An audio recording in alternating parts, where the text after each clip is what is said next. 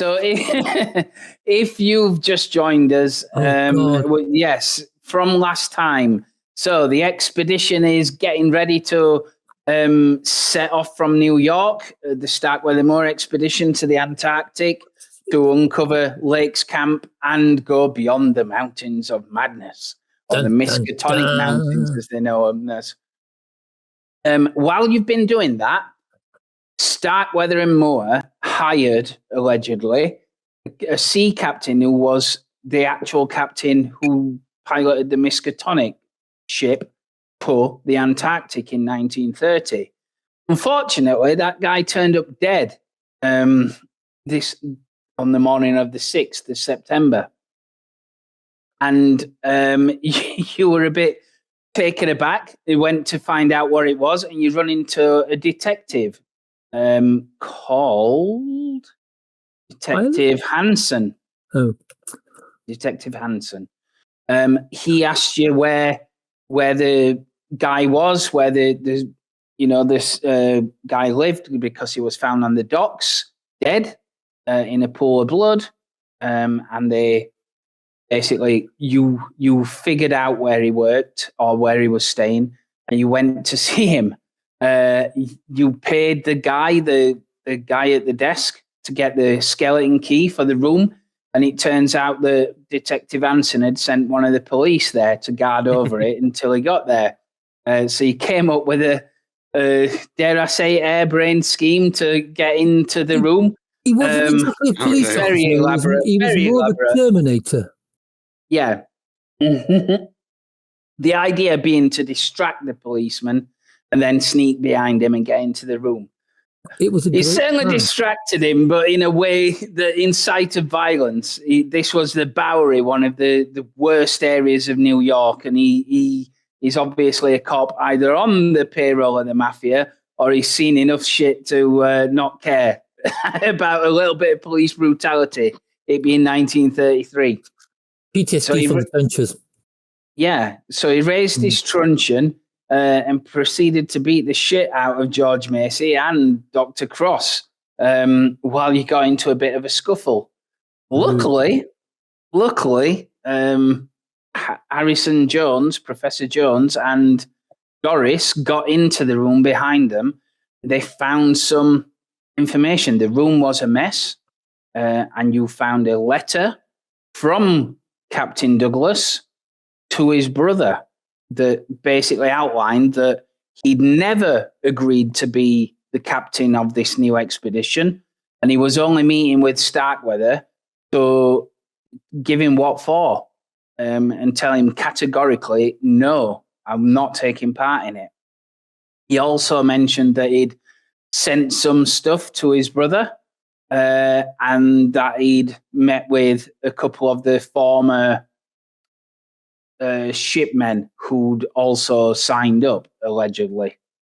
And beyond that, you found some notes in the trash that included, which I'll put on here. You found some notes that included Acacia Lexington, somebody called Gerald Brackman, and Wykes, Grimes, and Brewer, something called Purple Cup, and Philip with a load of numbers next to it. What these all mean, you're not quite sure, because you retired for the day, back to the hotel, licking your wounds, and getting out of there only after Sully had to promise Detective Hansen to drop pursuing this investigation and leave the detective work to the police. Whilst you were there, Dr. Cross went upstairs to heal himself, to medicate himself, being an ex-doctor. Unfortunately, he over-medicated and slipped into a coma. You didn't find him until a little while later when you went upstairs yourself to retire for the evening. And he never claimed he was a good doctor, did he? That's true. That's true. Well, you described him as an ex-doctor because that's very possible. As you were poised over his body that was slumped on the bed, Doris noted a second letter that had obviously been pushed under his or that he'd somehow missed and not picked up. She picked it up and put it in a pocket. And this is where we are. So if I activate that, you guys are down with the body. And I will put on a little bit of more body. Well, yes. Corpse. He is breathing, by the way. Yeah. No, not for long. He is indeed, laid on the bed on his back with his arms draped onto the floor, touching the floor. Ooh, a bit of vomit on the old chin as well. Yeah, there's a bit of foam coming out of his mouth or whatever dribble. Babies!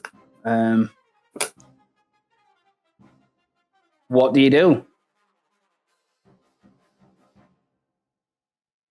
He's unconscious, right?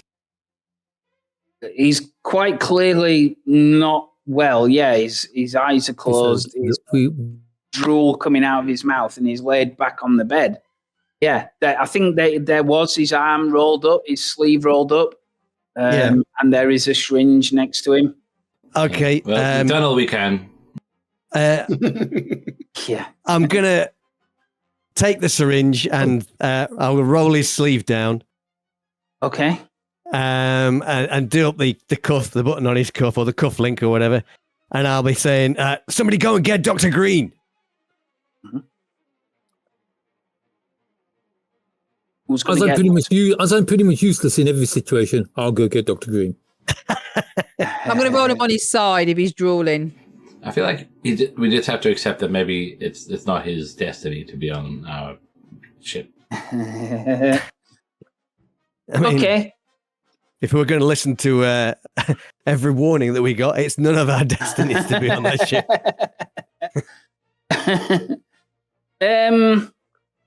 Okay. I would say, George, if you could make a dex check just to see how quick it is that you're going to find him. Oh, God. You're a mountain climber. Surely your dex is good. Oh. Yeah, but that doesn't mean I'm going to make the roll, does it?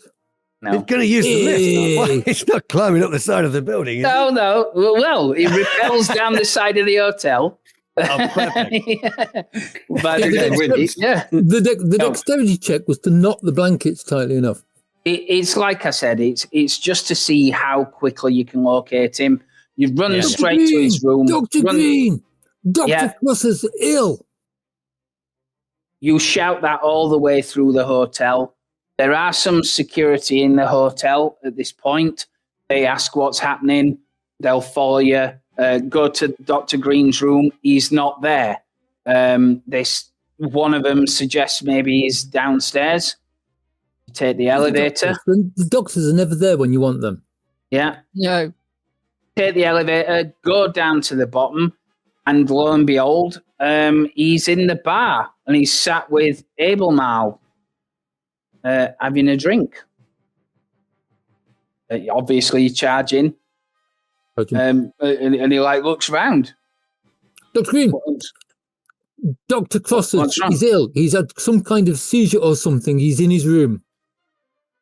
Oh, right. Okay. Please come and check him out. He will without hesitation. He runs back up. He follows you back up. He gets there. Okay. He charges in. Is anybody else doing anything while George is going to get him? I'll. Sorry, you carry on, Inch. No, I was just saying I was going to put him on his side. That was all. So. Yeah. Okay. Yeah, he's on his side. Okay. I just want to make sure I slide the paraphernalia into my coat pocket.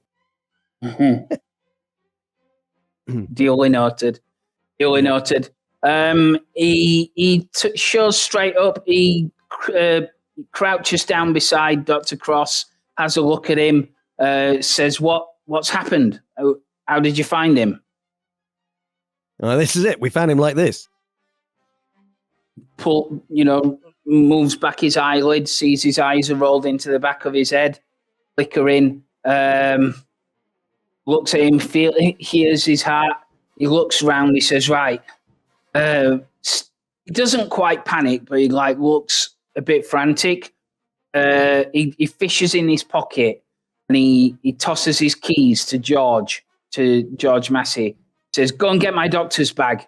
Room 49." I am on my way. Okay. Professor Jones, Yes. I need you to help me get this man's clothes off, down to his vest and underwear. Doris, Right. Doris, I need you to run a bath as cold as you can get it. Okay, Sully, ice. I need as much ice as you can get. I'm on it. I go running downstairs to the desk. I go to the desk. Yeah, okay. So, again, George, you get to the room, you unlock the room, open it up. It's relatively neat enough for a man, but there's no sight of the medicine bag anywhere. You might have to make a spot hidden. Oh my God. See, first thing I was going to do is check the bathroom. And the result will dictate, well, we'll see. Don't fail. The worst thing about this is now I've got to find spot hidden. You failed already. Ooh, Hey! Awesome. Look at that. middle of the road. It's going to take yeah. me 22 turns to find it. No, you locate it quite quickly. It's under the bed, under the thing. So yeah, you manage to grab it, start racing back. Okay. Meanwhile, that was a good place to stop the music, wasn't it? So meanwhile,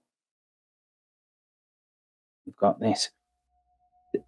So the pitch black of unconsciousness gives way to oily black ripples that move like a velvet sheet in front of your eyes. You feel a heaviness inside, a deep discomfort like a stone in your chest. You open your mouth to call and feel the ether of another world fill the cavity. Its taste bitter and full of chemicals. When you call out, it's muted, and you can feel the vibration travel across your skin before it drops to nothing. It's only when you reach out and look around for some vain hope of landmarks or something familiar, and you realize that what's ahead of you is actually above. The familiarity you craved suddenly becomes horrifyingly real, because beside you, the sinking remnants of your crewmates. Some are floundering, and some are already dead, their corpses already expunged of oxygen as their horrified stares peer out from lifeless eyes, their bodies taken by the current down in the briny seas to visit Davy Jones. That tightness in your lungs intensifies as they begin to struggle. Above you is the night, shrouded by a blanket of crude oil and muted screams of the survivors. All except one. That one who clings, legs floundering to the side of a lifeboat, desperately trying to survive. What do you do? Dr. Cross. I need to get to the surface. I need to get to the surface. I kick my legs as hard as I can, even if I can feel the lactic acid building in. I can feel them cramping beneath me, but it's all I can do. I need to just get to the surface. Get to the surface. Punch that thick, shimmering rainbow layer. Okay. And again, you automatically do it, but I want you to make a swim check to see how fast you get to the surface. So how much you suffer. 20 years ago. Mm-hmm. Okay, so. How much you suffer under this crushing thing.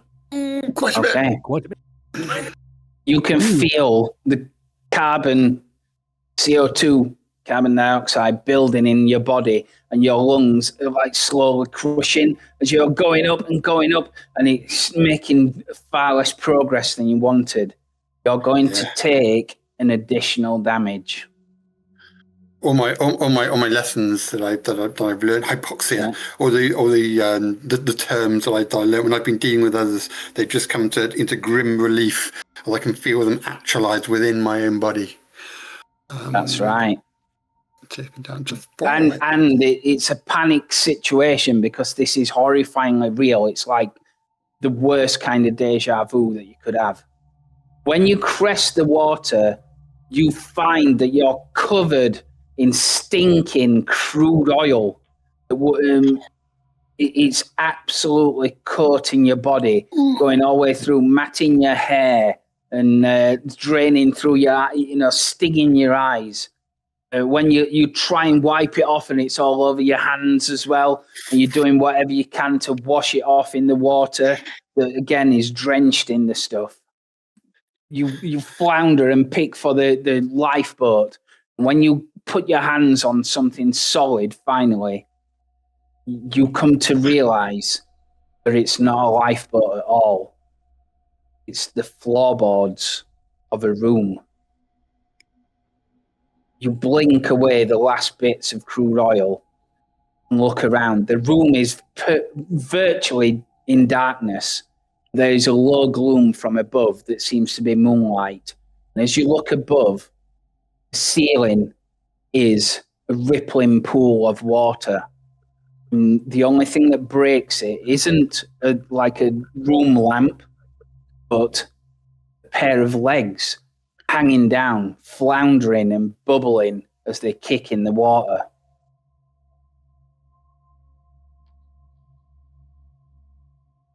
What are you doing? I used to use the floorboards to kind of like, so this is surface again, is it? Is another level of surface? It is solid. It's like the edge of the room is a jetty into this water. All around you is blackness apart from this room. And the floorboards are obviously stained with the oil that you're kicking up and washing, and it's lapping out as waves onto it. Okay, well, if I can see someone kicking and apparently alive up there, then I'll basically kick off the floorboards and try to break the surface again, trying to get some cleaner water, something that doesn't sting, doesn't cloy, doesn't drag me down with it. Some hope of air at the top of all of this. Absolutely. You pull yourself out of the water, almost desperately clawing, just exactly like what you said. As you do that, you horrifyingly realize that the legs in the ceiling move up as well, disappear exactly at the same time as you get onto the gasping and breathing onto the floorboards. You pick yourself up, panting perhaps, looking around for any way out of this until your eyes fall upon something truly, truly dreadful. In the corner, as your eyes adjust and they get rid of the oil-stained sting, you realize there is a man sat in the corner next to a table. He's old and disgusting, and he's got a uniform on. This uniform is stained and ragged, dripped and covered in barnacles and withered, dead flakes of skin. You look that you see, he looks exactly like you. Meanwhile, okay. So we're stripping him down to his skivvies and yes, that's right. That's right. Yes. You come back obviously with the ice. You come back with the doctor's bag. You're filling the bath up. Are you doing anything while you're doing all this? Anything significant, or just following the doctor's orders? Probably just filling the water, getting him sorted. Probably making sure the door's shut so there's no press lingering around that could be looking into what's happening. That might be a good thing. Yeah. Okay. while you're doing that, Abel Mile will show up as well. As you left him in the bar, and he's like decided to find out what's going on. And he's like, "Oh my God, what's happening here?" As you're literally undressing this man, unconscious man. Yeah, go on. I mean, I'm probably not doing anything else at the moment, so I can probably step forward and kind of say, it's nothing. Dr. Cross isn't feeling too well, and I'm kind of turning this guy around to lead him out the door. Okay. No problem. He will let himself be led, but he keeps looking back behind him, and he's like, "What's happened?" And all this kind of stuff. We're not sure. You get him to his underwear. Dr. Green says, "I'll grab his arms. You grab his legs." I mean, I do also have a shattered clavicle, which was enough to give me a major wound where the It is. You're right. Yes, he will. You're quite right. He will remark that this man's been injured, and he'll do that. He obviously directs you to pour the ice into the bath as much as you can. You've taken it from champagne buckets and everything like that, from the kitchens, wherever you can, from the freezers, obviously. Yeah, and you've gave the excuse to the staff, I dare say, rather than telling him that there's a man dying upstairs. Or are you telling him? I might tell them that because there's a sense of urgency, isn't it? That there's a guy that's sick upstairs. Dr. Green's asked for as much ice as we can. I think that's probably where I'll leave it. I don't want to. Okay. So that they get moving. With you? Yeah. Yeah. So they do that. He drags Dr. Cross to the thing. Says, "Right, lead him in." He'll ask you to do that as well. He can't get through the door because there's a wall there. Right. Lays him on the bathroom floor. Says, "Right, where's my medical bag?" I bring it through. Okay. Right. So he'll get a syringe out and starts looking through his medicine, finds something and starts filling the syringe up with it. Says, "Right." And he rolls his sleeve up. He doesn't, notice. At that point, I'll go, "Stop." Yeah. And I'll just look at the others and I'll go, "God damn it, what are you giving him?" Says, I haven't got time for this. He's No, wait. Wait. And I look at the others and I go, "Right, we need to know." And I'll go, oh, and I run into the other room and I go, I just look at Sullivan and I'll say, "It's going to give him something. You need to show him it. We don't know what is in his system. And the doctor needs to know the full story. It could kill him if he gives him any more of something." I will bid Dr. Albumal, whatever his name is. Albumal. A good evening. And I'll head back into into the room. And I'll be saying, "What are you doing, Doris? Mrs. Aldridge?" What, Dr. Green's like looking around like, what is going on? What's happening here? What has happened to this man? I think he's taken something and we don't know what he's taken. I think it was an accident, but I'm worried that if you give him something else, it might make him even worse. But he had an accident earlier, complaining about some injury. He hurt himself somehow. I think maybe he took some kind of painkiller or something. Okay. I'm just worried that I don't want him to make him any more poorly because we need to be careful what we told you because we don't want shit to go down. Isn't this the guy who caused the shit to go down in the first place? Thoroughly improper swear word. What's an improper swear word?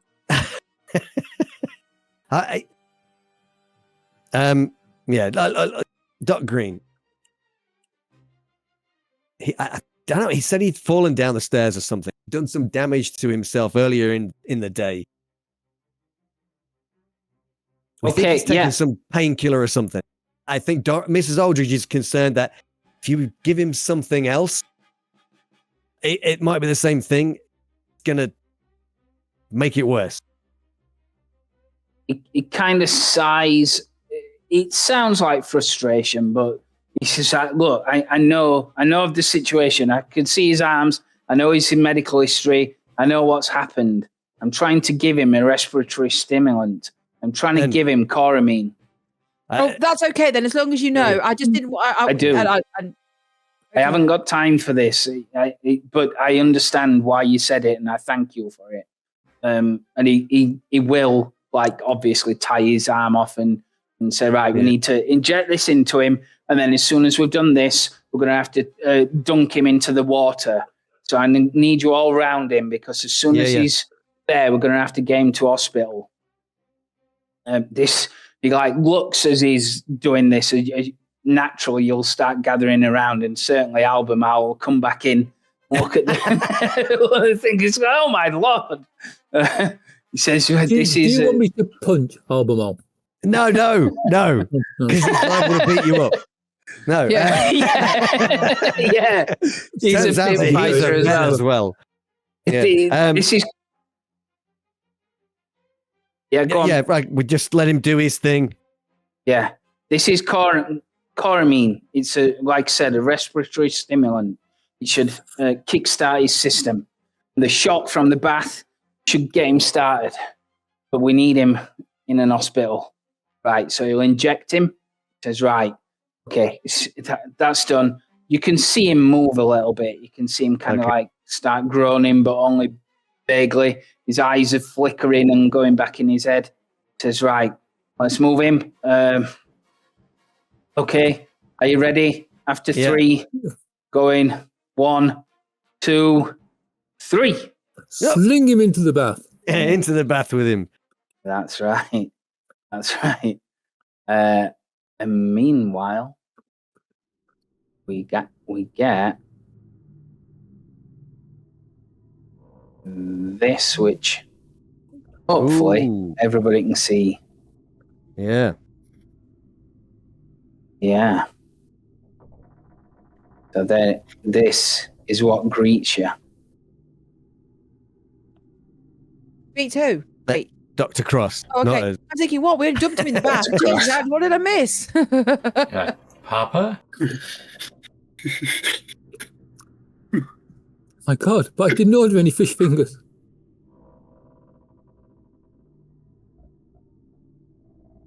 What is this? So cold. So very, very cold. Is there anything else on the table, or is it just empty scales? It does seem to be empty scales, yeah. What? I don't understand. Is there anything written on the scales? No, nothing written on the scales. Is there a feather in one of the trays? No, nothing. They are completely empty. Like I said, the ceiling is a rippling pool. He's sat there, barnacles on his skin. His weathered grey flesh is wrinkled like it's been underwater for aeons. And he's is it air, or are we still kind of underwater? Am I worried about breathing? Feels like air, but as you can see, the room ripples like it's underwater. So I can still breathe and talk and things. As you focus on that, you're not entirely sure that you are breathing. You can't seem to take a breath, but the feeling, the stuck hard feeling is still there. It's like it's pressing on you. And you, like when your words come out, they are staccato, like it's hard to breathe.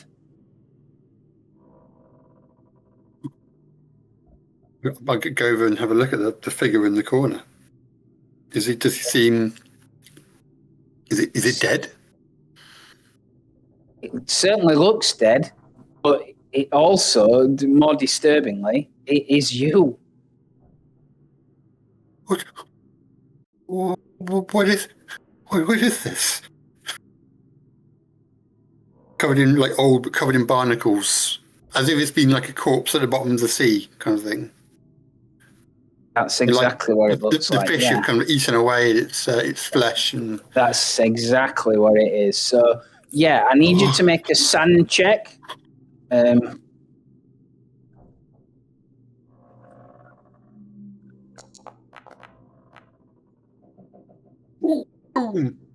Nice. Don't lose any. That's good. You don't fight him. As you approach it, I've seen death. It's fine.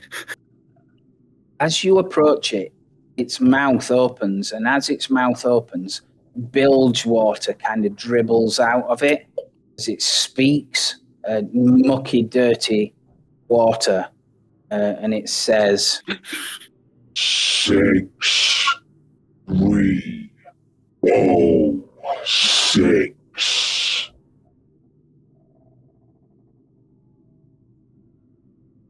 What? 6306. Is that a number that has any relevance to me? you could make an education check, probably. To realise the relevance of it. Is that the number of dead at the campaign on the memorial? Yeah. No, it's how many sessions we'll be playing. It's a warning to us all. I mean, if it's anything related to the Jutland campaign, then I spend a lot of time out in the memorial, so that'd be quite a forefront in my mind. But if it's not, okay. And I've got no clue. It's 96. I mean, yeah. Okay. It's, from what you can determine, it's obviously related to that because he looks like, from what you've experienced, this is showing you that kind of time. This is 19, whatever it was, 15. So it's something. I don't understand. Something related to that. I don't understand. Are you my guide? Are you 6, Are you here? 3, 0, 6. 6? I don't know what that means. How does that relate to scales? Is there a coin I need to put on? Is this something to do with the afterlife? Am I dead? Is that what this is? Is this hell? Oh my! Oh, forgive me, Jesus. I never spent as much time in your house as I should have done. I was selfish. I deserted my wife, sweet Mary, and my child, but I've tried to be a good man. I've tried. Tried. 6306. I don't know what that means. I kind of reach out. Does the body move, or is it just literally the? No, it seems to be quite still, almost like a dead body. Yeah. Okay. I shake it by the shoulders. I don't understand. I don't understand. All right. Okay. As you kind of shake it and say you don't understand, you are supremely horrified to see it lurches forward and grabs hold of your throat with both hands. grip like iron.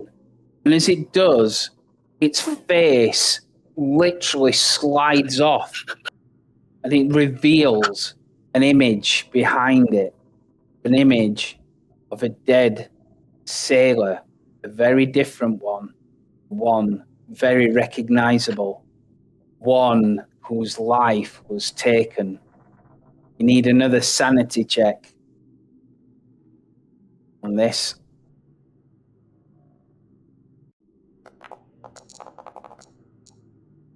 Okay, you're going to take one sang loss on that. It laughs really loud. You're here now in the locker. As it does that, you are suddenly grasped by even more hands.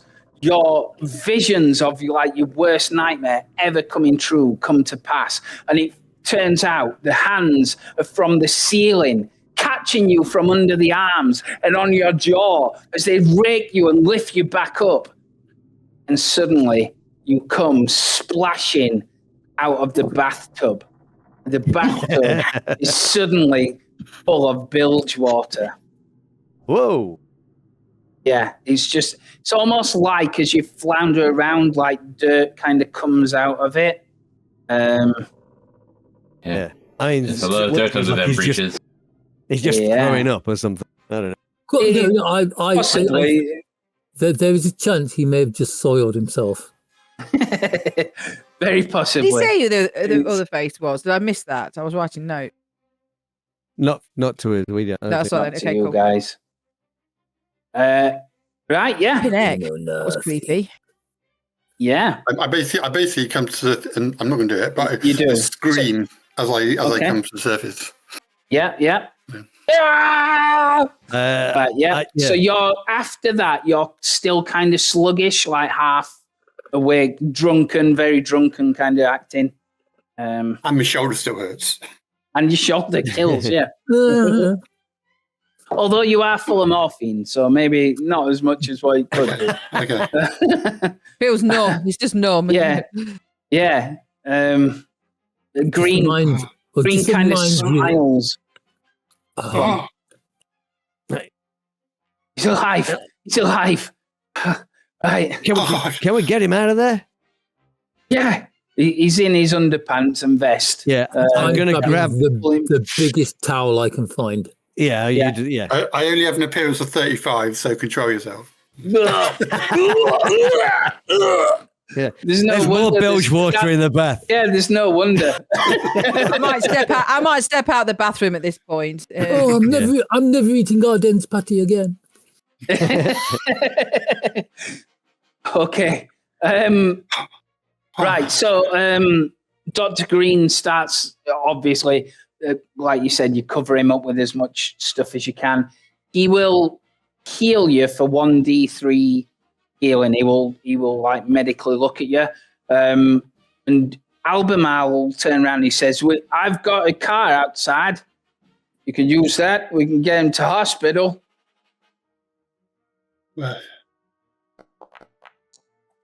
What? You can take that. A nice guy allowing a dripping wet bloke to sit on his plush seat. You'll have to put that big towel down on the seat, though. Does he have to go to hospital?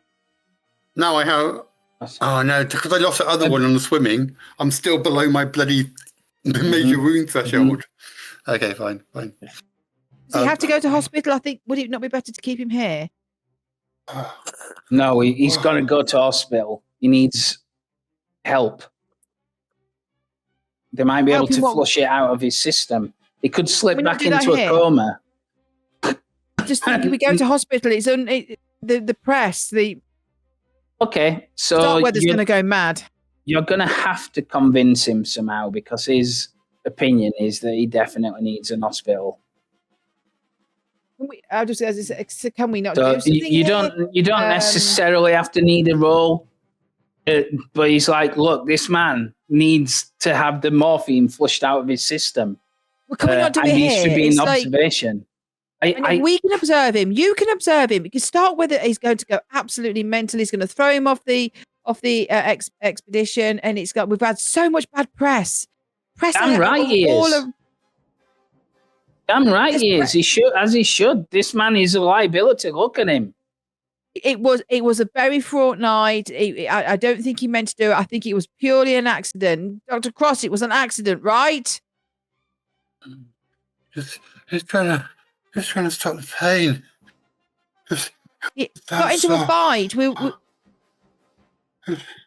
There's a police who just swinging his mighty axe into the. Just kicked my arm off. My arm, it fell on the floor and it twitched. And blood flew everywhere. Yeah, I think we need to get him into bed. You can go to the hospital, collect any bits that you need. We will watch him this evening. Let's everyone just calm down. It's all going to go very wrong. The press are outside. Can you imagine what's going to happen? None of us will be going. The press get wind of this. Captain's already been killed. I can sail an ambulance turns up. I can sail the boat. I'm a sailor. I'm a sailor. I can sail. I think you need to. I'm saying, let's put him on the bed and wrap him up, and you go and get whatever things you need. We just can't. We can't take him out. Now we can't get him to the hospital. An ambulance. It's going to go really bad. It really is. I mean, he's an absolute imbecile. You're an imbecile, Mr. Cross. Right, so you jeopardized everybody. You're going to have to make a persuade check to convince him not to take matters into his own hands. But I will give you advantage because they are compelling arguments. Then really don't make.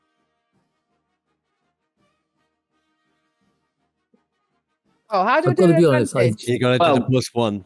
I do love the way that the music in the background is like. I'm not going to right. Look at that! Oh God, my roll I had 10. I had to get to my. I only had a 10 of persuade. Well done. Somebody screenshot that or clip it. Yeah. So he is very doubtful. He's like, I don't know. We're dealing with a man's life here. You're a doctor. You're a doctor. Tell us what to get from the hospital. Give us a note with your name on. We'll go and fetch it. You sit with him. Mason can go. He's a really fast runner. Okay. Right. Get him to the bed. Okay. Basically take him through. No, don't shut the door on him. Don't shut the door. Slam straight on his shoulder. Yeah. Yeah. So he'll basically tell you everything that he needs. And he'll say, right, okay, I need this to flush it out of his system. I need this to bandage his arm up, etc., etc., etc. And for the rest of What do you do about painkillers, doctor? He said he's got enough painkillers. The idea is to monitor him so that he doesn't go into coma. Yeah, can't give him any more. We have to just observe him when he's set up, and that's what he'll do. Cut a long story short, he'll set him up. After a bit, there's nothing to do. You're stood monitoring him as he's going into an uneasy rest. He says, I think we're through worst. I'll stay with him tonight. I'll watch him through the night. We should tell Starkweather.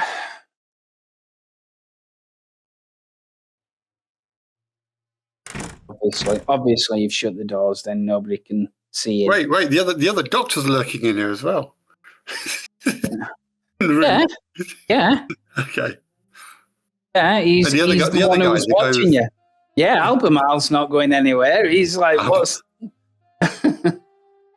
Hey, He says we need to tell Starkweather about all this. He's too big to leave this. Not informing the press is one thing, but this is he needs to know. This is a danger on this trip. I believe, looking at what he's done and seeing his injuries, I can see that it wasn't a junkie trip.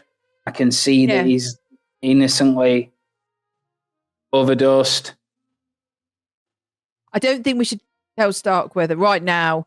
It's just going to add to the stress. I mean, there's already so many things that aren't right already, and the captain being murdered, and we saw his reaction and that strange reaction to that woman. I think it's just going to add. Look, we can manage this. We can all manage this. I just think right now the timing is absolutely deplorable. It's just, Cross. He should have known better. We will monitor him and we'll have strong words with him tomorrow morning. I mean, proper strong words with him, but I just think Starkweather will I just think there's so much risk right now. So much at risk for all of us. If he finds out why he was hurt this evening, we went to find out, a couple of things to do. Anyway, I'm in the background trying to look as innocent as possible. Okay, I get that. I didn't realise. Probably failing, but 6306. 6306. 6306. What's that, Dr. Cross? Is that how much you took? 6306. Maybe it's his wife's telephone number. I remember the letter in my pocket, and while they're standing there as well, and I pull it out to look at it. Okay. Okay. I will show it to just you then. Sneaky thing. And then you can decide. You can decide, can't you? Then. Will it just? It's just me. Will just come up on my screen. It will, hopefully. Okay. Never had something sent to me in secret before. I'm not looking just in case. Yeah. Everyone stop looking at Angie's screen. Yeah. Hold on a minute. Go away from my side of the desk.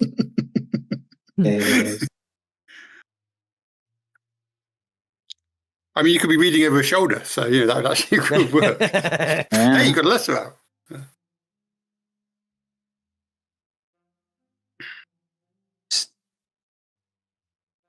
Yeah. So, look, I can watch him tonight. And I get what you're saying. It isn't in our best interest to raise too much hell, given the press will be all over this. But I'm telling you, it's on you. If Starkweather asks me about this, I'm not going to lie. I'll not offer the information up. But this man needs detoxing. He needs medical help. He's addicted to morphine. I can help him on the ship. When we set off, I can wean him off it. I can confine him to quarters. I can help him. How do you know, Dick? I thought you just said he was It shows you that. He says tonight it was an accident. I looked into his medical records. He was struck off as a doctor because he's a morphine addict, and he shows you like the tracks on his arms.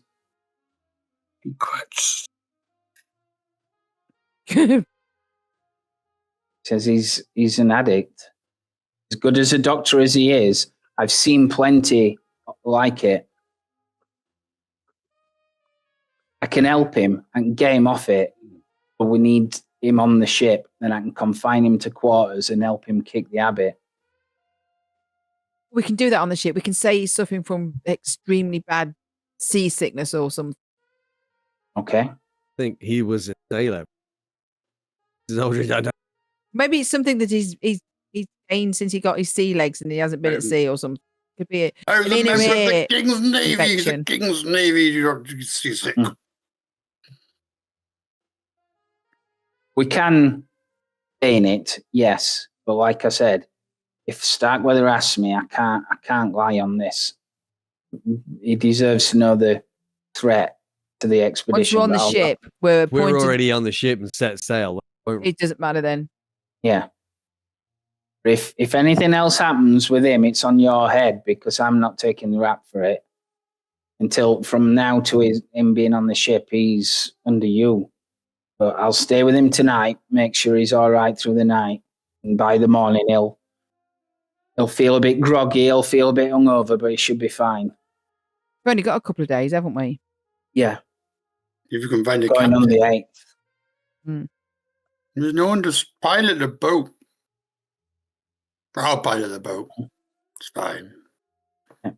So I suggest we all retire and get some rest. Like I said, I'll sit here and stay with him through the night. Just tell him, back me up in the morning when I don't come down for the briefing. Tell him that I'm ill. I'll hold up my hand to shake his. Mm-hmm. He shakes it. Not begrudgingly, but you can tell he's not happy about the situation. Yeah. So Albemarle says, all right, this is like I'm part of some kind of secret organization or something. This is truly exciting. Yeah, okay, I'll look at him. I'm going to give him a questioning glance. It's like, you going to say anything first? Oh, I'm the soul of discretion, sir. My expertise is in meteorology, and that's where I'm happy to stay for the most part. But if you guys ever need anything, y'all know where to come. Nice. I haven't had this much fun and excitement in a long time. Meteorology does that kind of thing to you, you know? Sure. I'll bid you all good night. I'll give him a hearty pat on the back. And Thanks, he's Professor. happy. He's happy with that. No, he's happy with that. He's got his very own set of mates now. Right. All right. You let me know. Oh, God. Yeah. Friends for life. Yeah, likewise. All right. Blackmail friends. Yeah. So he'll wander off. Is everybody else retiring for the night? I will say to the others, gentlemen, if you'd just like to follow me to my room, I need to show you. Okay. You can all move to your room. That's a bit ominous. Yeah. No, I'm sure you're Hey, Mrs. Aldridge. Room gotta is move at the the room, end, haven't we? number 41. Yeah.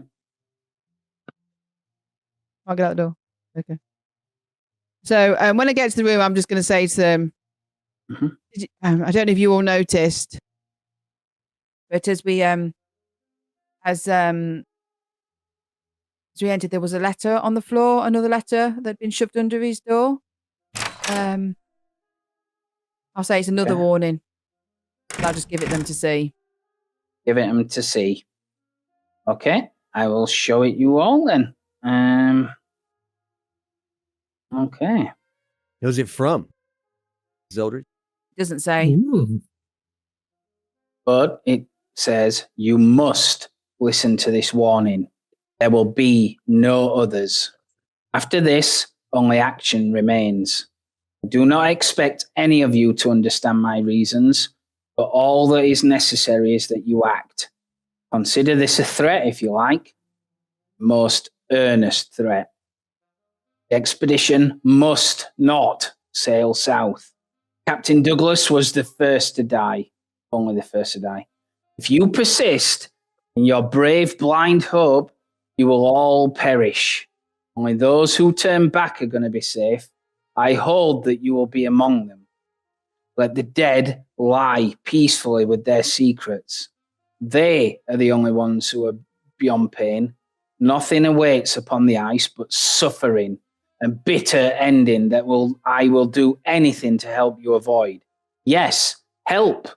Even death is a blessing compared to what lies in wait. I suppose you'll blame me for everything, and I don't mind.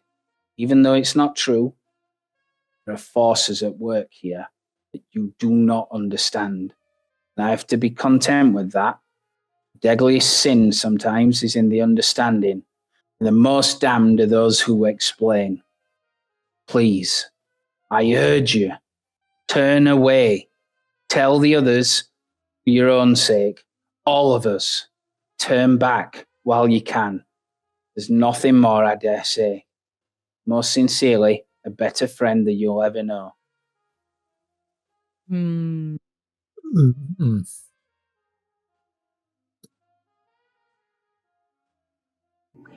I think Well, someone then. likes playing scary games. Mhm. I mean, if they wanted validity, they would put their name to it.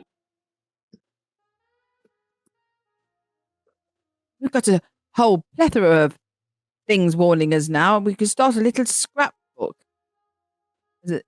It's just getting ridiculous. I mean, all these warnings. I mean, these other people that don't want us to go, they're really trying to pull out the stops, aren't they? They're just I scared. mean, is it just one of these other rival expeditions? I think it's. Right. I think it is. They're Dark just weather? scoundrels, absolute scoundrels, just trying to like stir up the shit.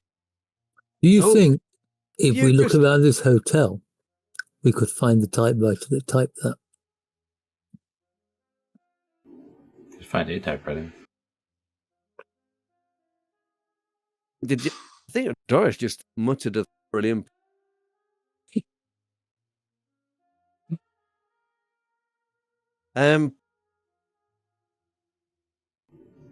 Can't hear you, Mark. You can't hear me. Can you hear me now? Yeah. Oh, Mhm. which bit didn't you hear? No, Doris just muttered, and then I didn't catch the bit after Oh, that. Doris just Yeah, muttered. it was like Doris muttered an something, and then improper you said, swear. "Oh, she had a printer idea." Ah, So what do you want to do? all I right. mean, it does are seem we to be go- our are we going to- cruise is being targeted more than the rest, because like, Okay, as far as we are know, no one we- else has been murdered. Are we going to tell the police about this bomb? I don't see why not. That's oh, okay. So but the it's stalker like- we have. All right. Are we the only ones being targeted, or is it just that other people aren't talking about it? Who the hell knows? Maybe they're probably saying the same things we are. If they are, they're one of the rival expeditions that are trying to frighten them off, right? I mean, kind of makes sense. I guess we could go try and find. I mean, Miss Lexington. Maybe somebody could approach her and see whether or not she's receiving any of these messages.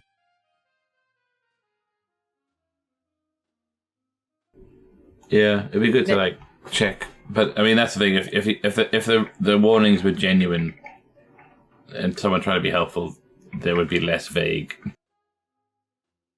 Look, I mean, unless maybe the issue is the fact that we're going to Lakes Camp. Maybe it's something at Lakes Camp. Maybe somebody knows about what happened at Lake.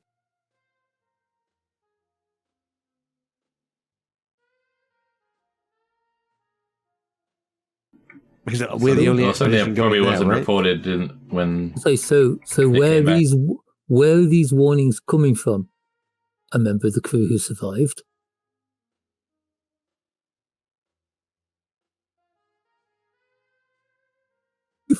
Excuse me. What happened there must be a list of the survivors somewhere. Danforth. Danforth, Dyer. Dyer. And I think there was like the time was There's the radio up. the radio guy, and I think somebody flew them out, and then Because we keep only tangentially related. no, it's like we keep trying to check up on these guys and where we are, and we keep being told they aren't where we've been told they are.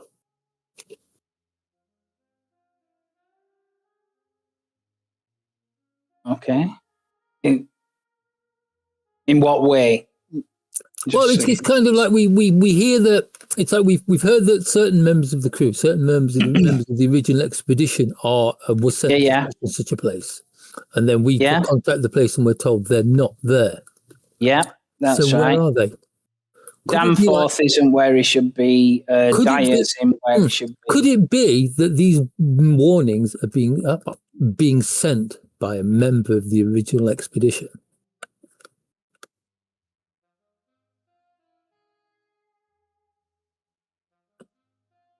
Were there many of them left now? No. From the list that you've got, there is a small handful. There was only two of them that went. Two of them from the ice. Came back from the ice. From the rest are on the ship. Yeah. There's Peabody, who you've seen. There's McTighe, who you've seen. He's the radio operator. The rest tend to be like the ship crew, or the base camp crew. We didn't see that guy, did we? McTighe, no. You phoned him up, didn't you? But someone said that we needed to speak to him because he knew there was more to know about it, and there were some messages. There was some. He said there were some things that weren't relayed properly, wasn't there, or something? There was something like, what was it? Professor Moore. He told me that he was satisfied. He'd spoken to McTighe, and he was satisfied that Professor Lake died because of the weather.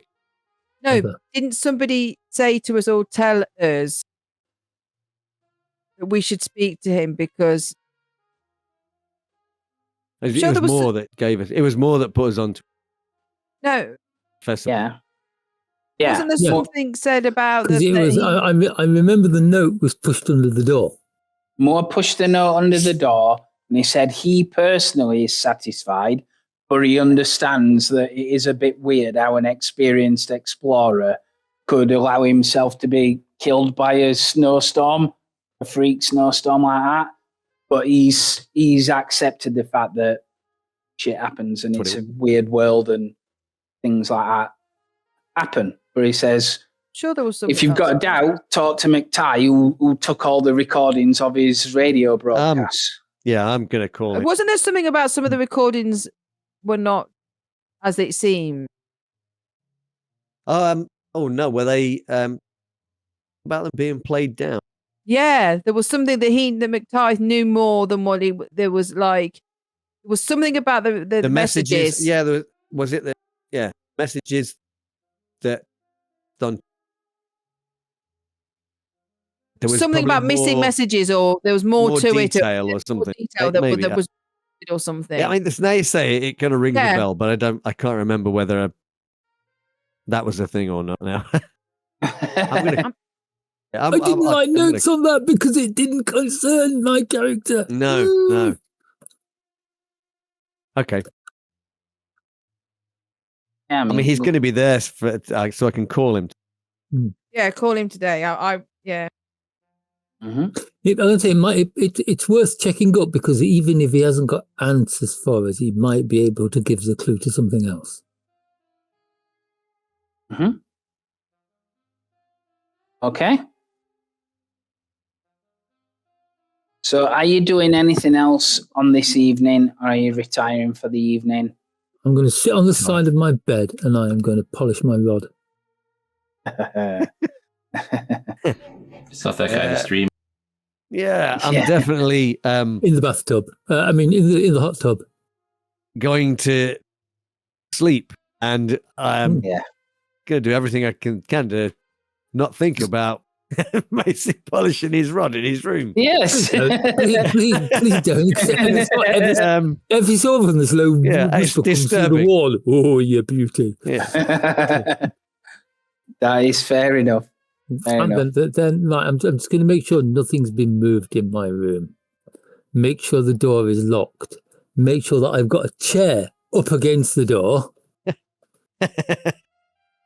Everybody as they go into the room. First thing they check for is, has anything been pushed under the door? Yeah. That's sensible. So I'm going to sit and heal up. You retire for the night. And funnily enough, get to the next day. 7th of September. So it's always a good sign when you wake up in the morning. Just found it. What radio transmissions were missed? not sent properly? Why does Moore want us to contact him? So there was something about some missing radio transmission. Okay. Yeah, well, I'll find that out. What's it? They were not that I'm there, but weren't they supposed to like report back at certain times on certain days, and they missed some? Sure, but it's kind of like I think McTie needs talking to again. I think there's all those other little notes we need to look at as well, names and Okay. Well, like I said, you wake up the following morning. Thankfully, everybody's had relatively decent rest. Even Dr. Cross didn't dream of very much. But sure enough, he's going to wake up with a thick head and a groggy disposition. And wakes up to and Dr. Cross is there. He'll ask you how you are. He will be the consummate professional, but not overly warm. He'll put some painkillers here, which without a check, these are like substitute morphine. This is like methadone kind of thing. Aspirin. Yeah, strong aspirin. And he says, "Look, I'm going to remove the morphine. Take as much of these up to this dosage. Try, if you need anything stronger, you need to come and see me. Don't fight this alone." I was just trying to stop the pain. I was just trying to stop the pain in my arm. It was blinding. It was excruciating. I didn't. I know. Don't. I know. Just sometimes your hand slips. Sure, Mac. Take the painkillers, and then we'll just deal with it. And then, how are you? What? I've agreed with your friends. What's happening? Have you told Starkweather? I've agreed not to. But when we get on that ship, you and I are going to have a conversation about. Oh, I didn't hear that. Fixing this. You and I are going to have a conversation of fixing this on the ship. For now. Oh, there we go. I can hear you now. Sorry. For now, we'll leave it. But we will have a conversation on the ship about it. But sure, I will not say anything. I would advise you not to say anything. We'll leave it at that. I'm going to go and get some sleep. I'll do that. So for the rest of you guys, you obviously saunter down roughly the same time. You notice as you're coming down as well, there are very little press in the lobby or anything like that. What there is distinctive police presences on every floor. There is a police guard, including the ground floor. Yeah. I'm holding a newspaper up to my face so that nobody recognizes me. You get to one copper was bad enough. Yeah. You get to the morning, and this is kind of where you are. I'm going to grab myself a full hearty breakfast, and then I'm going to sit down this end and signal to the others to come and sit with myself. Well, we may have. Am I still confined to barracks? No. Okay. No, you're just severely hungover. Hey, Doc, slaps him across the back. How's the shattered shoulder? You scream in pain as your shattered clavicle hurts as well. The manly pain. We got mugged last night in the mean streets of New York. If anyone asks, we got mugged. It's just a new dent on the head. Coffee? Can I do coffee? I can do coffee. It's fine. You can totally do coffee. Sure, yeah. I'll do coffee. Yeah. Go over and go like one. I mean, basically, one of my arm is basically like up there, like when you injure yourself and you keep one arm tucked up like a chicken wing. Yeah. It's kind of like, because I haven't actually got any straps or anything or bandages or anything. So yeah, just like shakily pouring myself a coffee, getting a pastry and going over to the table, cup rattling in the saucer, sloshing off onto the side, and like sit down, give a little. I know he's gone to sleep, hasn't he? Yeah, poor old Green's been up all night. Yes, he's not feeling well. Yeah, that's right. That's right. It's not long after you're kind of in place and you look like a regular human being drinking coffee when Dr. Moore, Professor Moore, turns up, actually. And he's a bit bleary-eyed and he'll walk in and say good morning to everybody, have a drink, and then he'll take a seat elsewhere.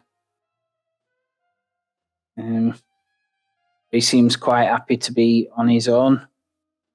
Doesn't make a beeline for anybody, but he will genuinely ask everybody if they've had a good night's sleep or whatever on the way past.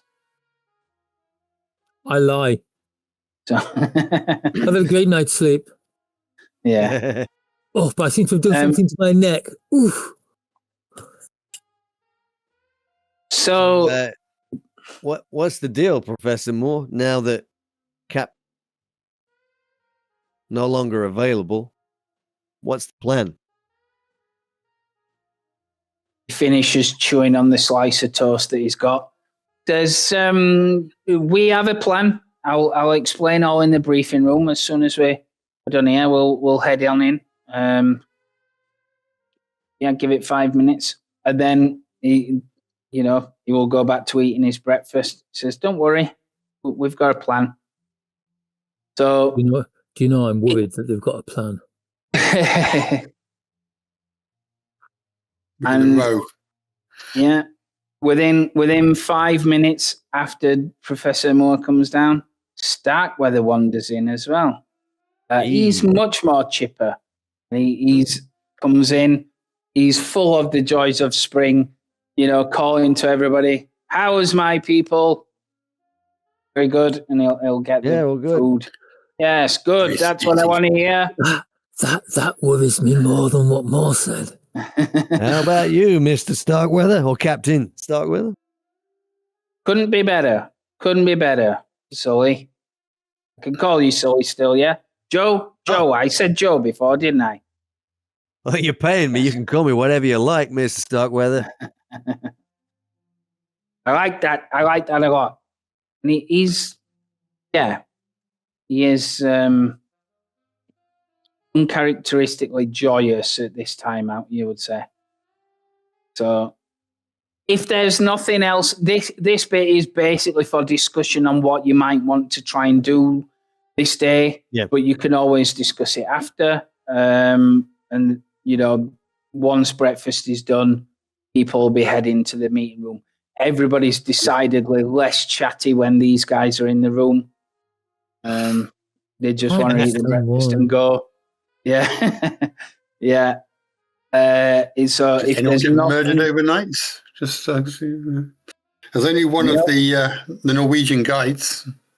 There is. No, Professor Obermile's not there either. Yeah, the meteorologist guy is missing. That's right. As with days before, sometimes there is empty plates or whatever. Yeah, just having a yeah, but that's how safe it is. at the briefing. So indeed, you get to the briefing.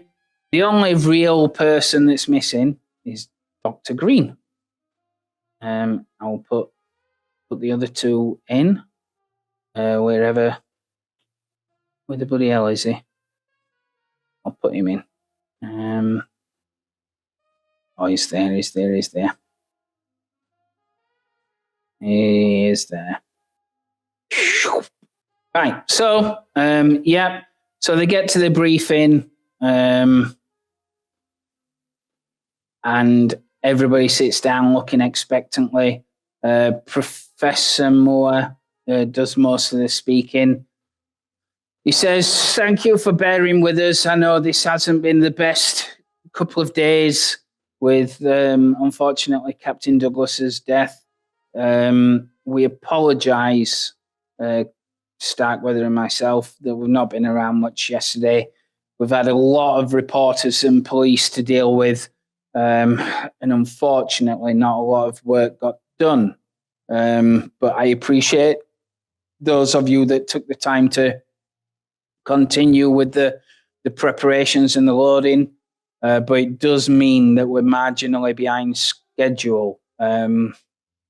So we might have to delay departure for one day. The good news is that we have managed to secure another sea captain, Captain Vredenberg. He's not on the crew of the Gabriel, but we know him, so it should be fine. It should be fine. He should fit in, and everybody, I think, knows him by reputation on the ship's crew. So that's good. Do we know him? Do I know him? You will probably know of him. Yeah, he's an experienced sea captain, like a merchant sea captain, yeah. Okay. You know, of good reputation. From what you've heard, he's quite stern but fair. A lot of people respect him. Yeah, so Moore gets up and out of like a little briefcase, he hands out small passes. He says, these are a little bit like passports. He says, these are dock passes. You'll not get onto the docks without them. They're so locked down now.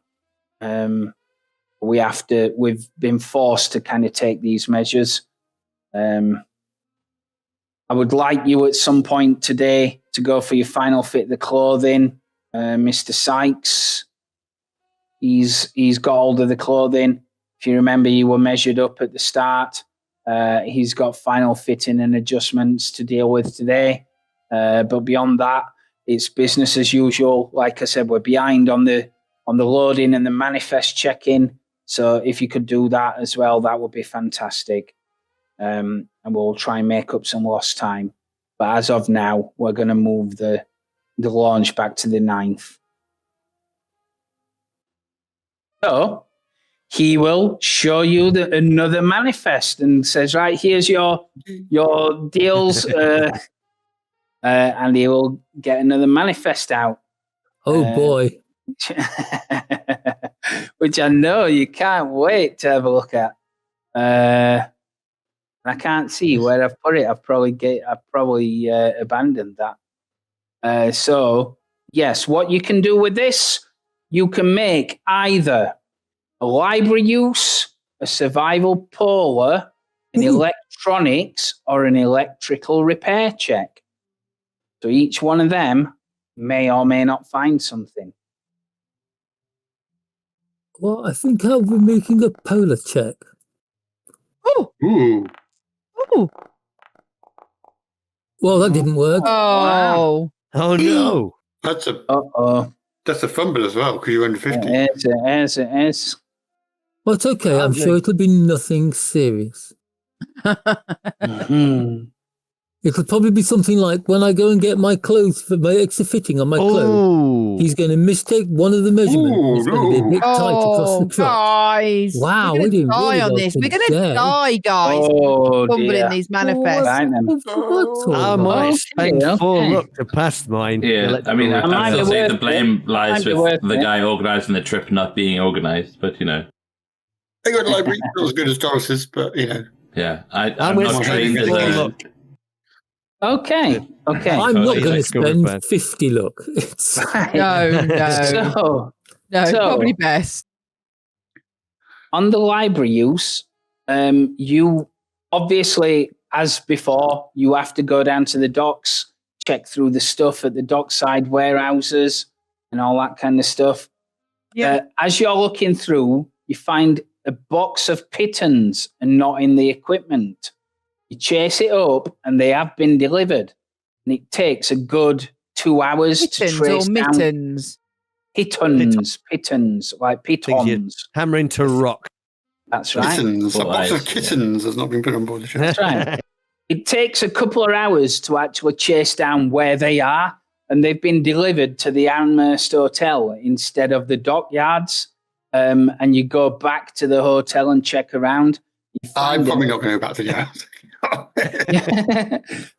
you find them in a storeroom along with Starkweather's personal mountaineering kit. Did we give the guy his key back, by the way? I was going to find them. They'd been given their own room and they've been living the life of Riley for the last couple of days. That's right, yeah. They've drained the minibar. So you've discovered that. You've found that, so that's cool. Electrical repair, okay. You notice that the signal lamps are the wrong type. These are the types that are theatre lights that are meant to be strapped onto steel pipes, and they're very, very, very, very heavy, rather than like standard ones that you plonk in ice and they point upwards. You have to waste time taking them back and getting them replaced, which takes a bit of time on that one. Yeah, so that's Sully. Yeah, and okay. And that. You also find large timbers for the shelter haven't been ordered. They'll be arriving a bit too late now. They'll be arriving for the original launch date on the 12th, when you're now leaving on the 9th. So you've got to spend time at a lumber yard to get replacements, and you have to liaise with Moore as well, because it costs a whopping $850 more than what you wanted to pay for them. All for half of Practically buy a lumber yard for that. That is huge. That is huge amount of money. Yeah, because it's specialist kind of wood.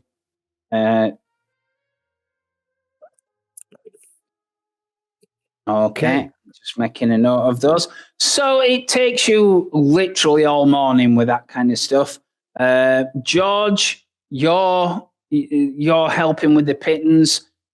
You go off trying to find these things, and you're going to miss some of the bit after. So you're more like mid-afternoon when you're done.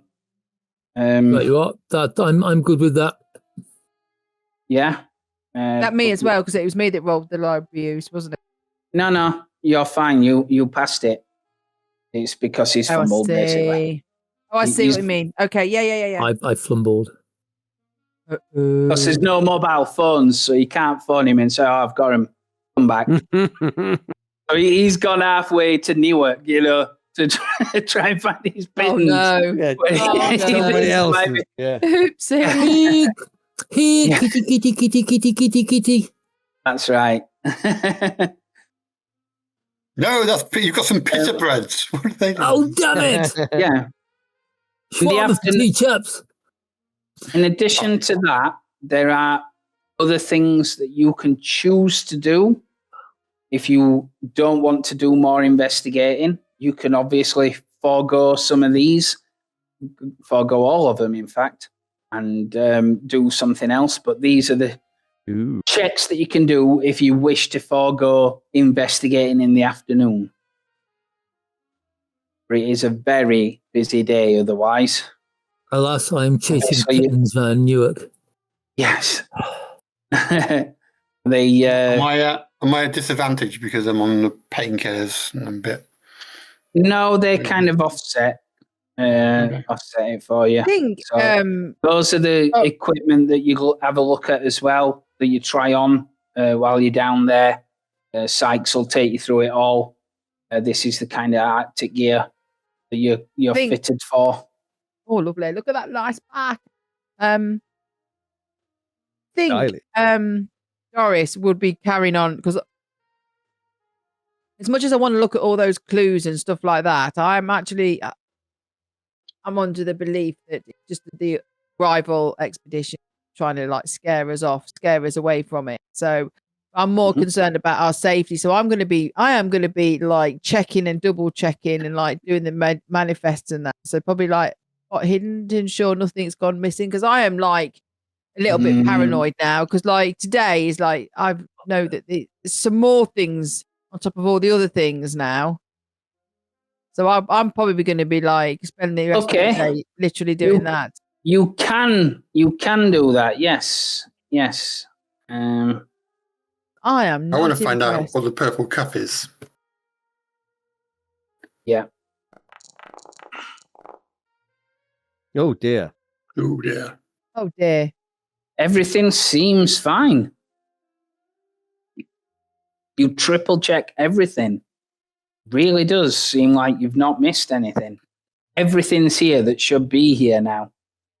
Apart from George Macy, who's in Newark.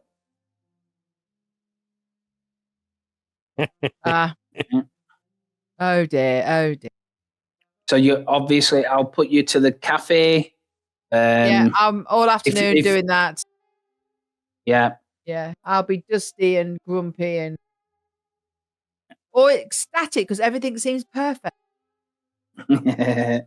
Well, yeah, it really does. You cannot find the thing that's missing. It's not perfect. I'm in Newark. Yeah. What are you doing for the rest of the day, effectively? Roaming around Newark, what's apparently. The plan for what you're looking at? You can do things. It's just that this first thing that you do, you'll be missing for, I guess. Okay. So what is the goal? What are you trying to do for the rest of the day? Like I said, you don't have to do anything. You can do the skill roll and call it there and say, right, we'll do this for the day. I mean, I wanted to give McTy another call because we were going to meet him, but we're not going to get the chance to do that. Sure. Can I still do another roll and then call McTy later, or do I have to call McTy and that's... I'll allow you to do that. If you can, yeah. Ooh. I'm going to go... If you're phoning him up, that's fine. I'm going to try...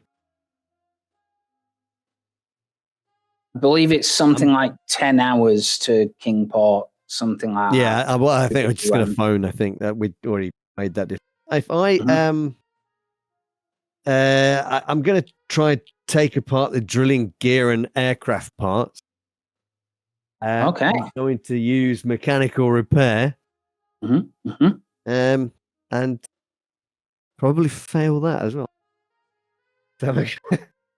Very grown-up Meccano he's playing with.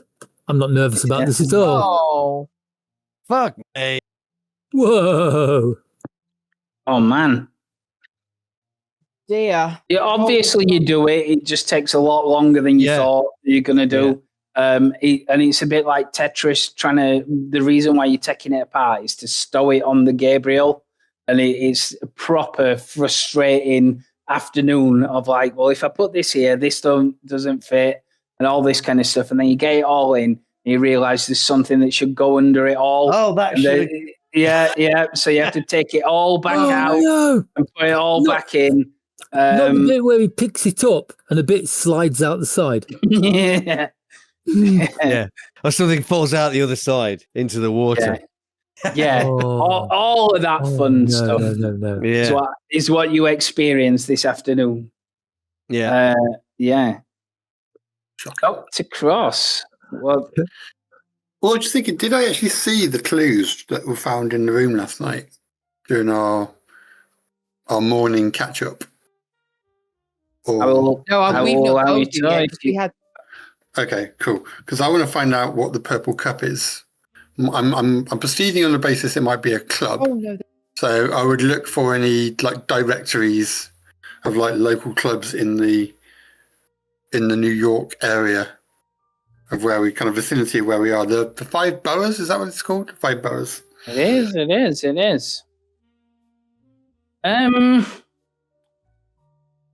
Make a look check. Oh dear. Okay. Oh dear, he says. You just got some more luck. You just got some new luck. Yeah, look at yes. Funnily enough, there is an entry. There is an entry for the Purple Cup Cafe. Yeah, and it is. It's that coffee house that we were visiting all week and just never. It's Just no one Lower ever East. looked at the sign. Yeah. Yeah, if you look on the New York map zones, it's in the Lower East Side. And I'll pop it on the map for you. Sweet. Under the locations tab. Guys. Aha. Go away, clothes. Yeah. Oh, yep, I see it. Yep, just down off the river, the East River. That's right. And we're staying at the Westbury. No, We're we're staying at the Amherst. Amherst. The Westbury is where you got your ass handed to you. Yeah, that was where I thought it was Douglas the had other way been. round. I don't remember that. I have no recollection of this place. Oh, right, so it's like down in the Bowery, basically. So dodgy area. Yeah, it's a pretty rough docklands kind of area, yeah. Okay. So I don't want to go down on my own again. Not necessarily advised. Okay. Okay. All right, well, I mean, everyone else is doing other things, so I'll wait until Yeah. we reconnoiter. George, by this time, comes back. What's Harrison doing? I thought, trying to think, probably for the time being, just checking over like the equipment, helping check over, make sure nothing's missing. Okay. So that would be a spot hidden if you need it, but again, super we're convinced. doing great. Really, really, really sure everything is there. Like, cannot check any more than what you've checked, and it's all there. Yeah, I mean, I'm a scientist, not a quartermaster. At least it's Well, all indeed. there, which is more than can be said about us. It's a very, very boring pastime. Well, And I actually- think you'd be better off joining one of the other expeditions, to be honest. They probably have better supplies. Yeah. I'm going. Well, at this rate, we're going to be looking for jobs. It'll be fine. I'm sure they'll rescue us. Right, I'm going to pretend I haven't come back yet because I want to sneak off to the local museum. Okay. Because I want to see if I can actually start finding any information about this rod I haven't got. I'm going to approach one of the curators or someone, and I am going to explain to them that my father left me this, and I shall just kind of like slowly kind of like pull it out of my trousers. Okay. I shall just kind of like flash it at them non-suggestively. Okay. So Just show them the tip. are you? Okay. Are you gonna like the Museum of Natural History, the one with the T-Rex in it, or something like that? Yes, because they have been the fact they have dinosaurs in there, obviously more centered towards archaeology. Okay. Macy thinking. Right. Okay. Have they seen anything like this before in the past? Do they have any idea where it could have come from? Is it, I don't know, local native Indian? Right. Have you got a credit rating? Let's have a look. What's your credit rating? My credit rating is 30. Okay. They're going to think I've stolen it, aren't they? If that is your approach, it's probably a credit rating check. I've got to stop putting ideas in the GM's head. I really, really, really must. I've also run out of Haribo giant straws. Oh dear. Right, I will make a credit rating roll. Oh. Wow. That went that all was over tantalising, the place. wasn't it? My God, I That's gave up and fantastic. regained hope. I gave up and regained hope 3 times during that roll. If only you could take that skill, you know. Right, okay. So the second they see this, they are very interested in it. they show it to probably the Department of Anthropology, and you'll go and see a professor there, Professor Dunn, funnily enough, who is a lady, and she looks at it. She's got quite beady eyes and glasses. She's fascinated. She says, "I've never seen anything like this." She's obviously very good at her job because she's got bad eyesight because she's been staring at relics and things so much. That's right. I inherited it from my father. I have no idea where he found it. The markings, they're obviously in some kind of language, but they ain't nothing that I'm aware of. It's like an entire new language. It's clearly Aboriginal in some way, shape, or form. Where did you say you found it? My father. I inherited it from my father. I don't know where he found it. Don't know where he found it. Shake my head. Okay.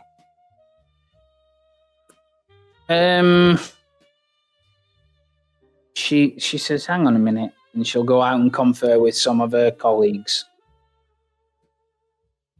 She comes back in. She says, "I think they've, like I said, I've never seen anything like it, but somebody who I work with says that this is from the South Pacific.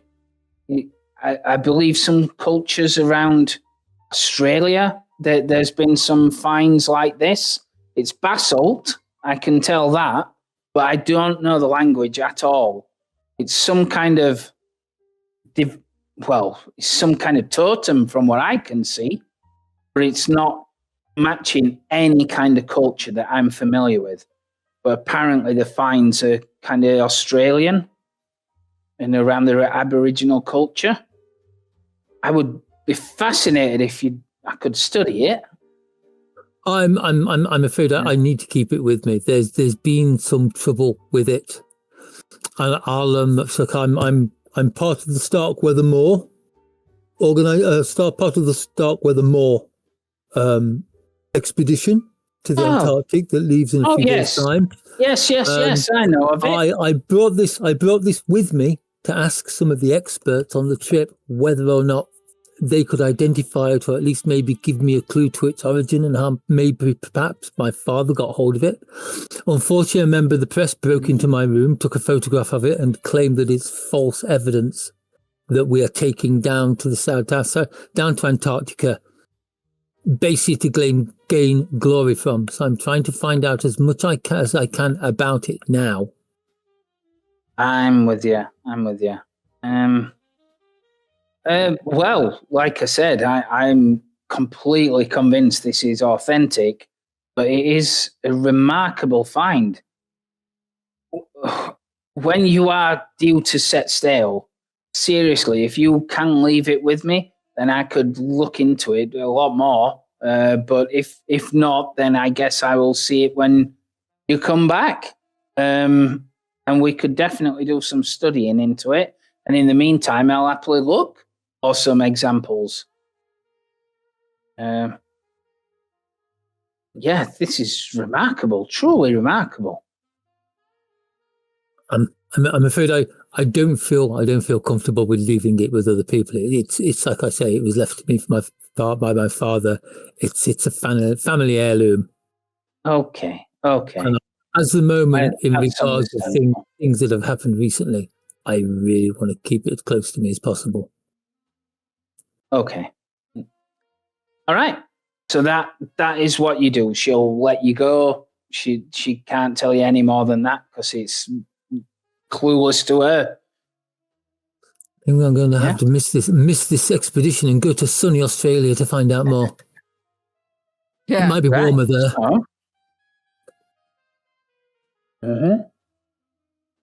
So invariably, you all get back together then. In the evening, if Sully wants to call McTie, he can do. Yeah. You get through. The line's a little bit crackly as he's there. He's still obviously at the station. Says hello, mate. Spotted.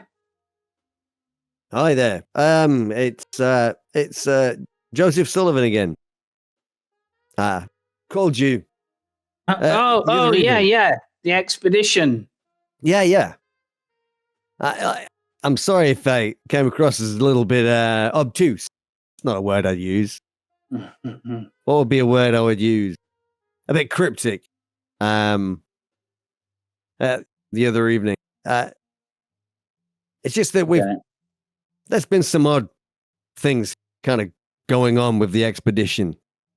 And we've received a few kind of warnings from they're all anonymous, telling us not to go to the Antarctic. I found out that it was Professor Moore that given me your number. He said he'd spoken to you. He said that you were the guy that was transmitting the messages from the Arkham to the US. Yeah, that's right. It's weird that you should say about the kind of like the notes and that. I've not had notes, but certainly that expedition was plagued by weird things. Were you getting warnings before you left, or no? What are you talking about?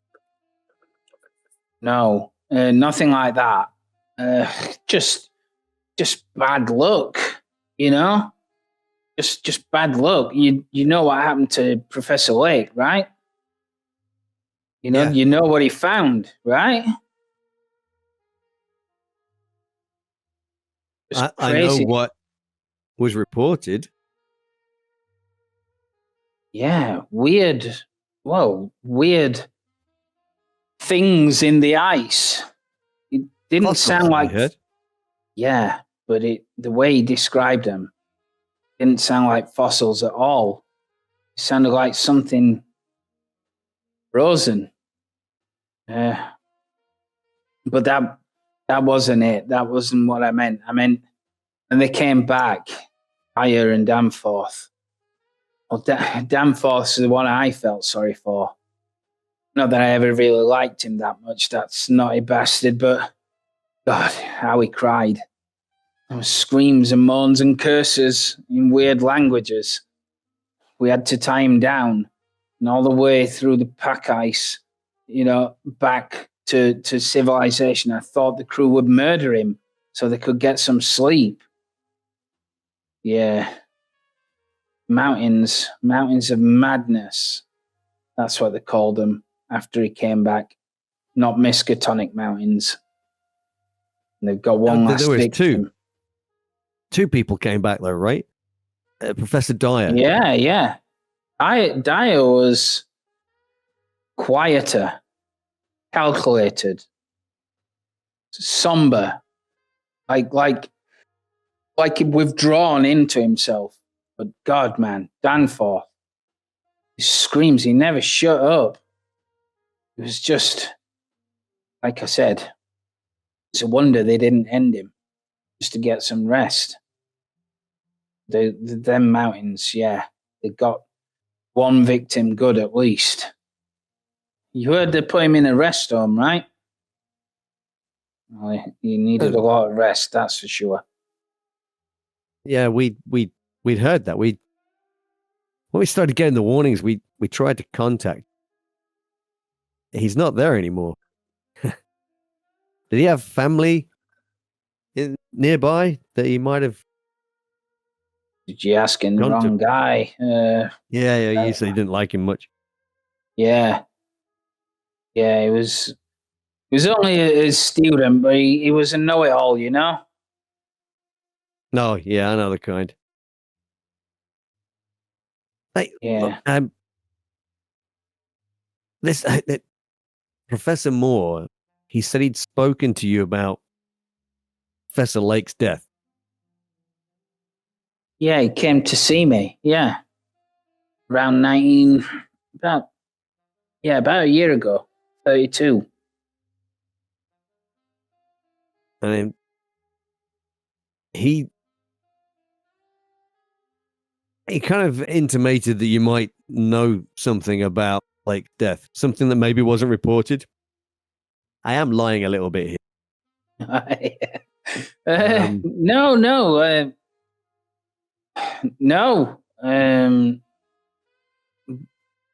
Not as far as I know. He was just. All I know is what you've heard on the radio. But if he was excited. He was talking so fast they could hardly keep up with him. And things that he found, they were like millions of years old or something. Said in the reports he wanted to take them apart and things like that. He was practically manic as he was talking. Crazy talk. Most of it made no sense, but What do you mean take them apart? Dissect them. I think that's his plan. Obviously, he was, if you ask me, and it is only my opinion, I think he became obsessed. I think he was so obsessed with it, he didn't focus on what was happening right outside the tent. And he got buried for it.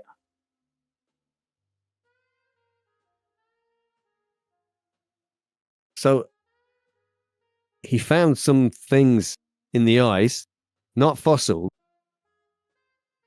and he was wanting to kind of carry out some kind of autopsy on them.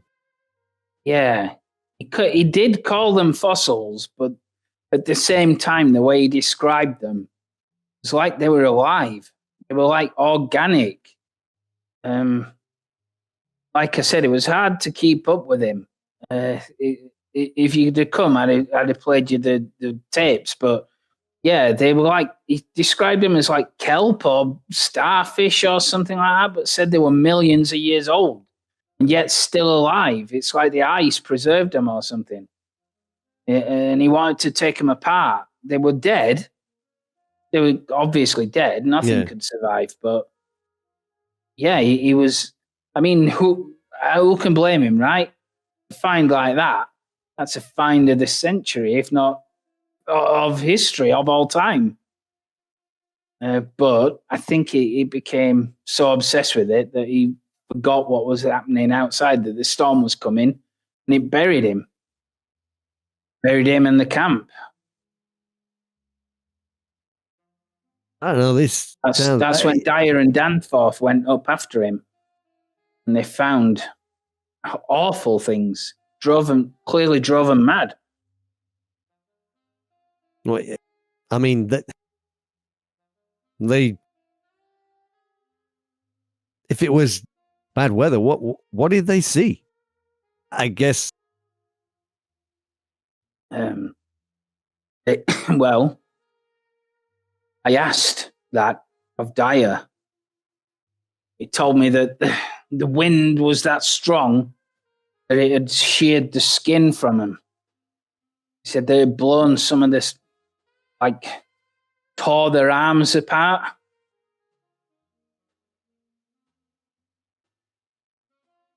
Pretty much like kind of weather that we've never seen. Yeah, I believed him as well. One look at Danforth, and I knew he wasn't lying. They'd seen some things that were truly terrible. I took him at his word and left it at that.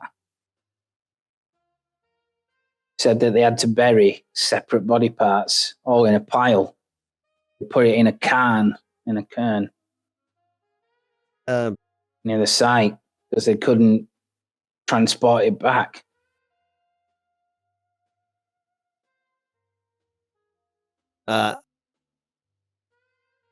Anything else maybe you can think of that might be useful? I'm intending to go out there to the camp. Yeah, I know. No, nothing that I can think of. But like I said, it's those mountains. I did look at them. They're incredible, like some kind of hallucination that just carry on up and up forever. But now I know what I know. I wouldn't go back. I hear neither will Peabody. It was disturbing to see them mining on that ship. It's seen something, and I'm not interested in finding out what. Nah. Well, we're going to set sail on the 9th. So I guess I'll say goodbye and maybe talk to you when we get back. Well, I'll be relaying some of the broadcasts, so you probably can't try and talk to me directly, but I'll be listening. And Godspeed. Thanks for answering my question. Sure. That's what you get. Yeah, I'll hang up and I will relay this to my colleagues in the.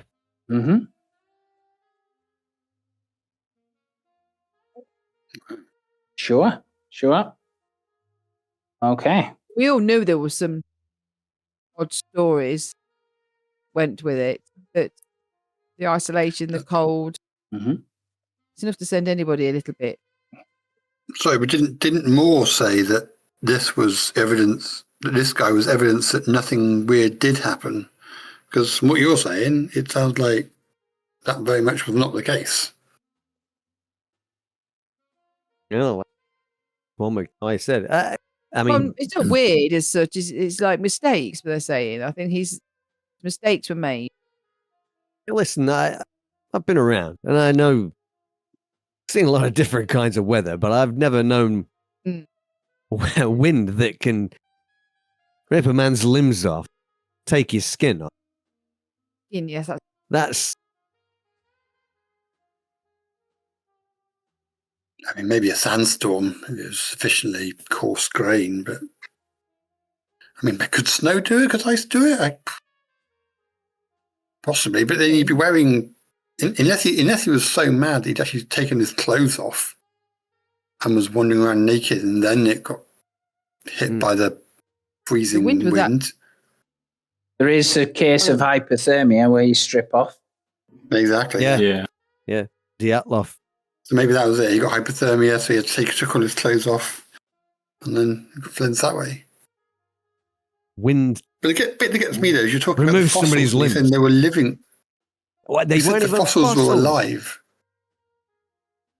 They weren't even fossils. They were just something that was frozen in the ice for millions of years.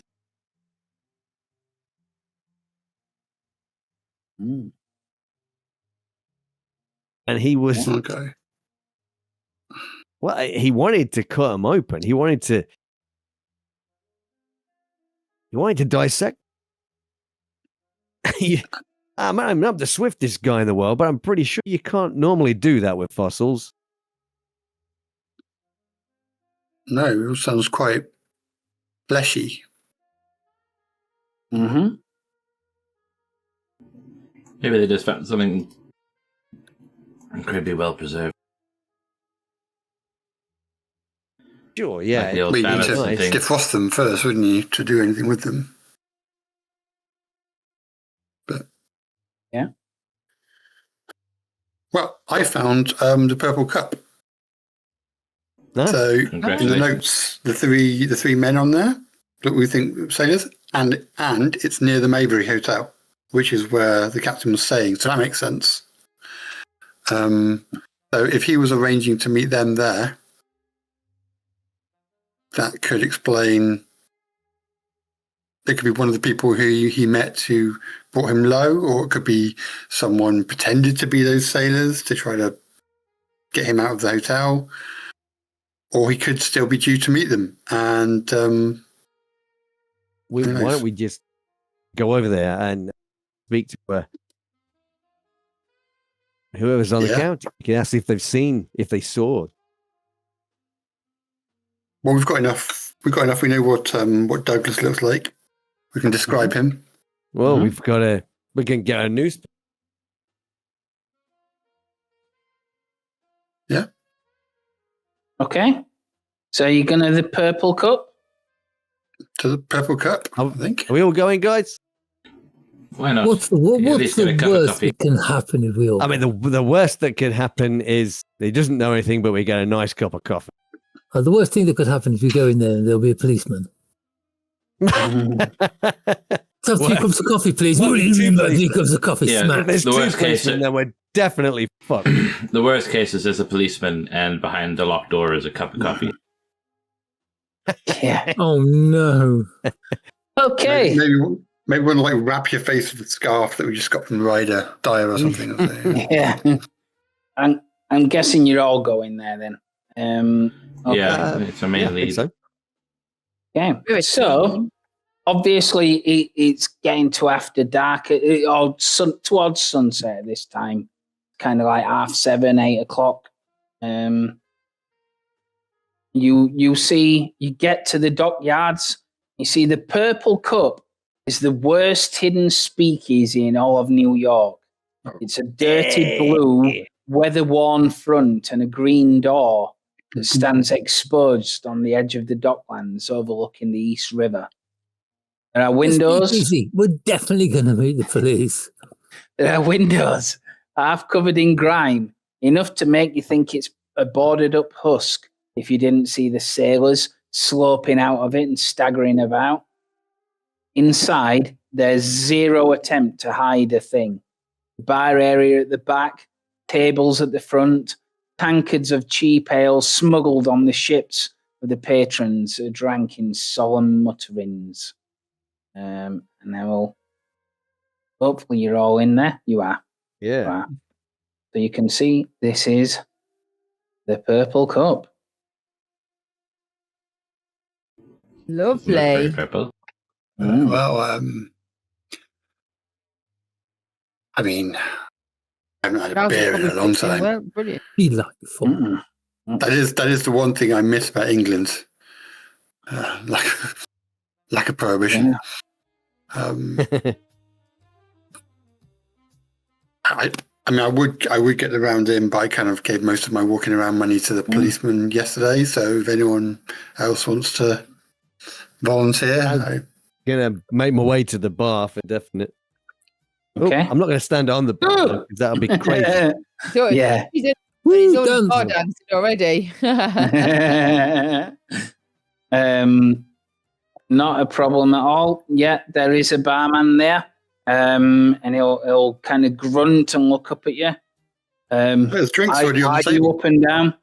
Are you up and down? It's obvious you're not kind of one of the regulars. Most No. people around here are, sort of sailors. They'll say, "What's your poison?" I'm having a look along. I don't know. What do you recommend? Sherry, please. Says hooch is good. I've got some rum, All right, Caribbean rum. let's go for that. Yeah. I don't know, because just guy in the world. Yeah. I'll put some He's notes not on going the to be bar. allowed. Yeah. That's right. Yeah. So I will. I'll order a round of drinks. Mm-hmm. Daiquiri for the lady. No. Mrs. Aldridge drinks sherry. You got any sherry? It's surprisingly well stocked. Yeah. Oh, okay. Yeah. It's got some sherry. Yeah. Like I said, it's virtually not hidden. There's bottles No, on the yeah, bar and they don't- everything. Yeah. So yeah, you will go and get some sherry. Okay.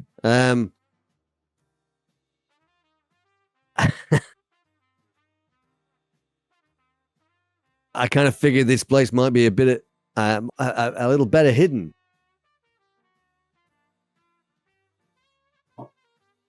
He'll look you up and down. He says, "What, you cops or something?" Yeah, tourists. Yeah.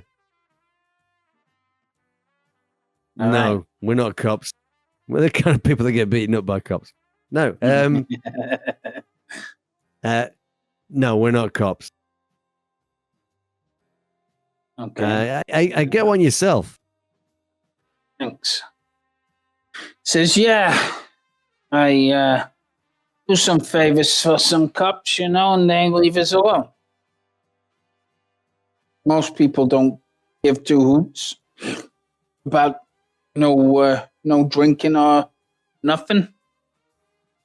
That's how it is. That's how it is. Yeah. I hear rumblings that they're gonna ease off on it. They Well, that's know gonna be good. They know it's not good for business. I don't know. If everybody gets to do it, how's that going to affect your business? Says everybody's drinking anyway. My business will be good. I got experience. Yeah. I got my regulars points around. We got a pub quiz on the Wednesdays. Yeah. Bingo on a Tuesday. Yeah. Yeah. And I kind of gesture at the array of drinks on the bar, and yeah, quite a choice. That's right. That's what being based in the Docklands does for you. I think of water, as much as Dr. Cross should have. Yeah. No, he's all right with as long as there's no morphine in that rum, he'll be fine. God. Yeah. A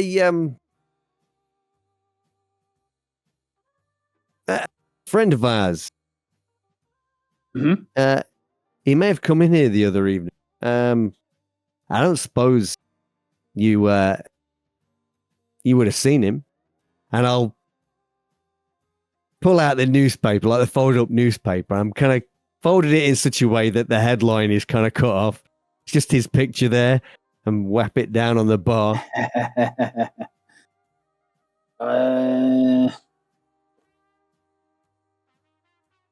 Not a lot of people coming here. No, he didn't. You can make a look roll. Shit. But you can't. Yeah. No, apparently I can't. Whoa. Now a lot of people coming here. I don't remember him.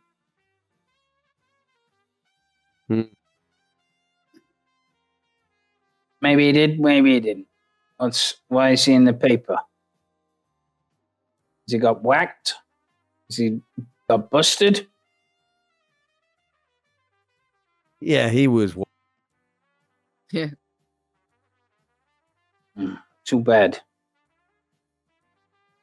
Too bad. Yeah, it was. Yeah. Or he'll pour you another rum. To your buddy. Cheers. Mm-hmm. Yeah, I didn't know if maybe he would have met with somebody here. I think he was supposed to meet somebody here, and Lots of people meet people here. yeah. You sure you don't remember him? Nah. Nah. I don't remember him. By the paper. These are regulars, right? I'm gesturing to the people in the bar. Yeah. Yeah, for the most part. But they're not all as talkative as I am. Catch my drift? Do you mind if I ask around, see if anybody saw my friend?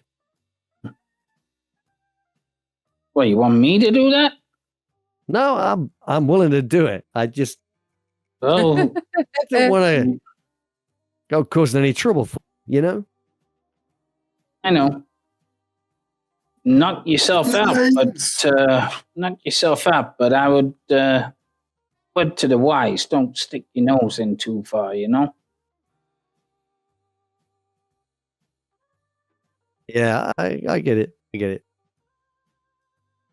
Somebody killed my friend. Yeah. I get it. A lot of these people have had the same. Maybe some of them had killed people a lot. Hmm. Don't ask questions. Let's go and ask these guys some questions. Yeah. Yeah. I gotta knock them with this rum back. Okay. Thanks, Yep. appreciate that. And I'll leave my money on the bar. All right. So, Dr. Cross, Professor Jones, George, are you hanging at the back? What are you doing while these guys are chatting? Just listening in? Okay. I'm looking up. I mean, I'll be looking around to see if there's no police anywhere near. I was seeing if any of these guys look like they're sailors. Virtually all of them, yeah. Some of them look like destitute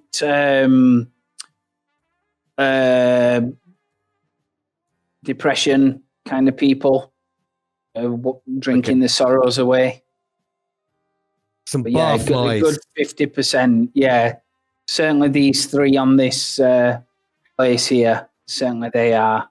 Yeah, I guess is there a group of three? Yeah, down at the bottom. Yeah, they are. Okay. They are definitely sailors. I might go and saunter over to them then. Yup. Gentlemen, can I buy your next drink? They stop playing dominoes and look up at you. Just say, you. What is this? You want to buy us a drink? What is all this? Just recognition of your service, gents. I'm an ex naval man myself. 8 years with the British Navy. Yeah, I just want to show my respects. Makes you one of us, does it? Where are you sailing now?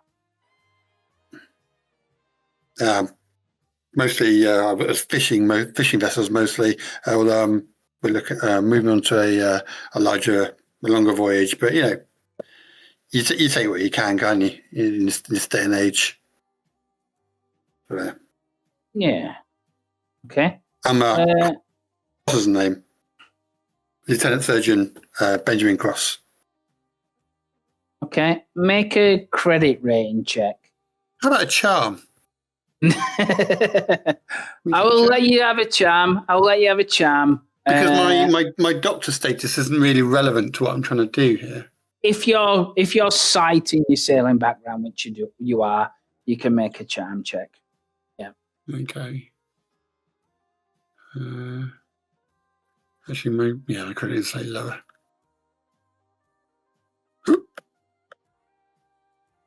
Oh, fantastic! Do you know what? Just for fun, should I push it? I've got over 50, so Right. Okay. So what is the possible consequence of failing this push check? Bloody probably going to upset them. Yeah, the British. Oh my god! Yeah. Very expensive. Very bar fight. Oh my god! It's a ballroom billets. Oh no! Yeah, I got one arm. It's fine. I mean, what's life? Drive it like you stole it. Yeah. Oh my god! It's not like we're doing a long-term campaign or anything. No.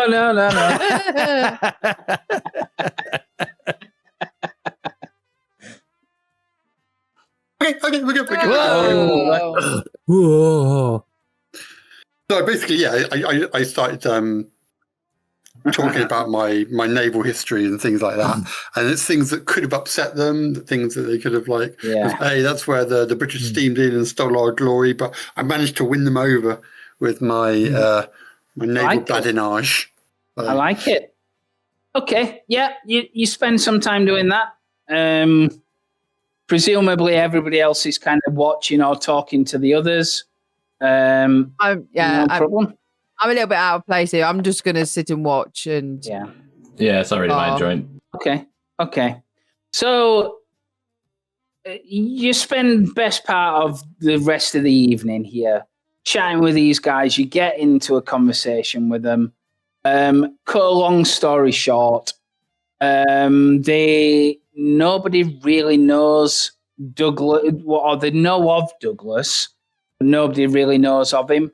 The other three guys are all sailors. They don't know where they've sailed from, but they one of them at least saw him the other day, and they were all sat at a table talking together.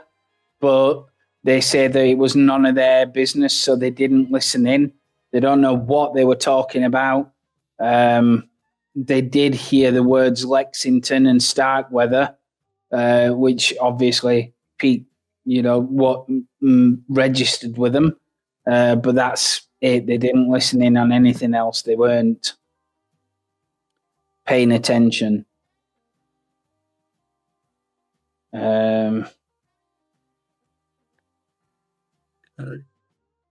Did you say he was sitting with? I guess this isn't the kind of place where you can say, "Oh, if they come in again, could you give us a ring at the hotel?" No, no, they'll be shipping in and shipping out and all this kind of stuff. And in between times, they'll be drunk. That met yeah, they're all sailors. They're all sailors of repute. But the guys that were talking to the Captain Douglas. They're all yeah. The three guys that were talking to Captain Douglas, they're all sailors. But they don't know what vessel they're assigned to. No. But I suppose you can, again, somebody can make a luck check. I mean, what's like that luck? No. It's your rolls today are. Yeah. They're swingy. I just wondered. No, they don't know what vessel they're on. They know 100% they're all sailors. They were talking about Lexington and Starkweather. And that's all they know. They were all huddled around, didn't pay attention. That's it. And they were there. They all left together. No. Is there a maritime union office around here? Douglas left and left the other three. Is there like a maritime union? They didn't follow him. Not really, no.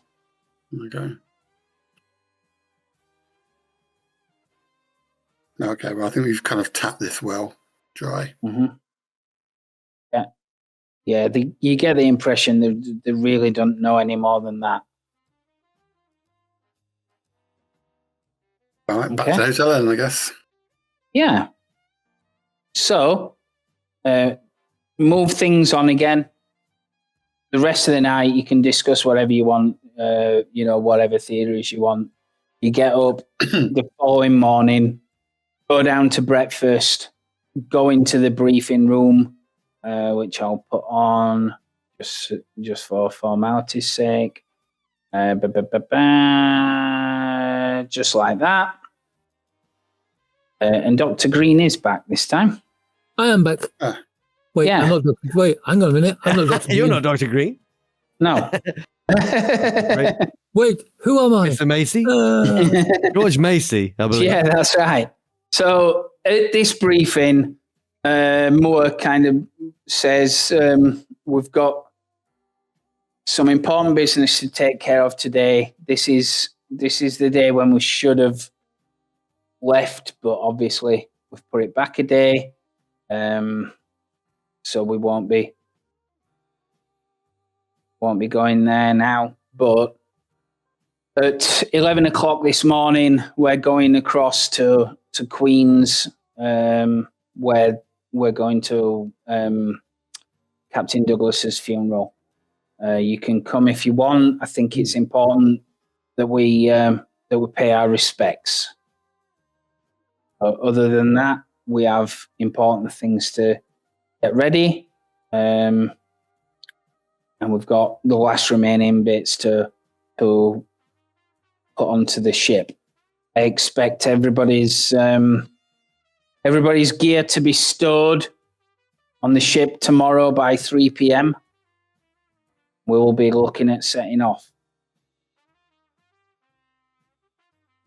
Okay. Righto. Okay. Okay. Yeah. So, So they'll pretty much leave it at that. If anybody wants to go to the funeral, they can. If they don't, you've got a full day to pretty much mess about and do what you want to do. If you go to it and be like, I barely knew him. I think I might go just out of pure, it's respectable, kind of doing the right thing. So I will probably go accompany them and go to it. Okay. I don't want to. I want to sit and look at all those leaflets that we got in Douglas's room, those little pieces of paper. But I feel I have to do the right thing. Yeah, I'm curious if there might be some rumors there, or if the people that did have been might make an appearance. If they're there, we might be able to spot them. Yeah, I'm going to go partly because be fine. Partly because he was a seaman, and partly because I've had a near-death experience has made me kind of think a bit more about death. Yeah. Yeah, one bad trip and yeah, great. Mm. Yeah, So, I will probably stay and help get prepared for setting sail tomorrow. I like it. Yeah. Okay. All my equipment is ready, and anyways, it's been ready for days. Ready, organised, listed, marked, color coded. I'm ready. Okay then. So you head on out. I'll pop it on the locations just to so it's there.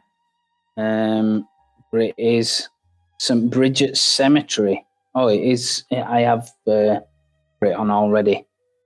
It's in Queens. So put the scene on. I'll do this first. So it was Doris and Dr. Cross, yeah? Is there anybody else who's going? I was going as well, just to you were going see as well. Who's there. Okay, I'm going just because there's nothing better than rubbernecking a good funeral. So there's hoping there's a good buffet afterwards. That's what it's like weddings. It's like there's less chance of being thrown out. Yeah. So a grey sky looms over the proceedings. For all his accomplishments in life, Captain Douglas has few to mourn him in passing. A small gathering of 4 men wait by the cemetery gates, consoled by the pastor, who looks up at you as you approach. After your introductions, the pastor kindly walks you all to the graveside, where you all gather. Looking at the others there, you notice, perhaps a little startled, the one who looks the double of the deceased captain. He hangs his head and holds back his emotions as the pastor delivers his words. So that's him. Brother who was mentioned in, wasn't it? Patrick, wasn't it? His brother was mentioned. Right. Yeah. That's right. Yes, he. So the the procession is there. Obviously, they stand by the graveside, which is here. They'll all, stand with their heads down and all that kind of stuff. Ashes to ashes, dust to dust. Certain hope for the resurrection to eternal life.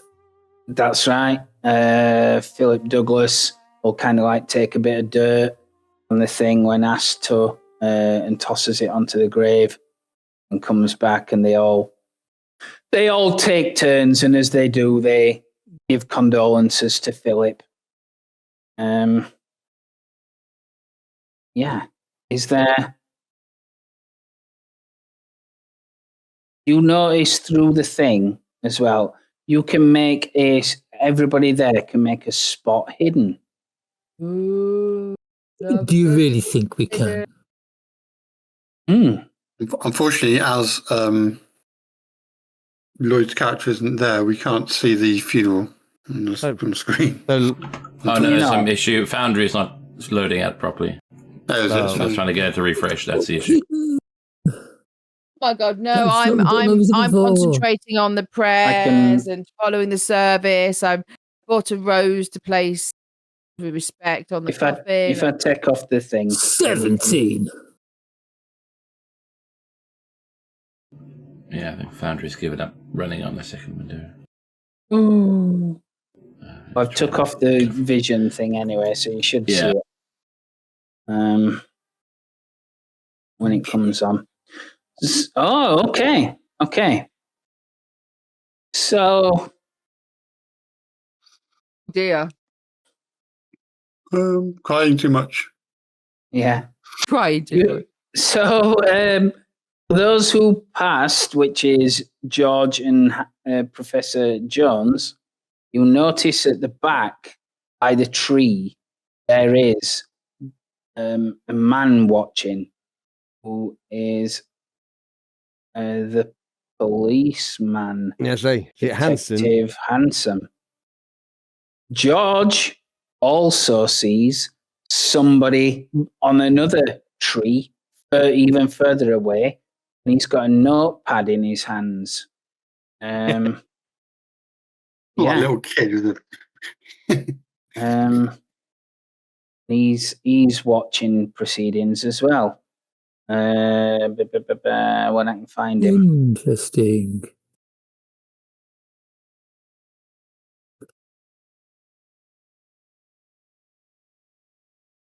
Yeah, and he looks like that. Oh, it's not the little kid. No. So the press has been keeping No, he looks like a man. Looks like a man, but he's obviously press in the way that he carries himself, and he's scribbling in his notebook as you're there. The big press card stuck in his hatband. Yeah, glancing up every now and again. That's right. So they all, like I said, after the service, they all start turning and walking away.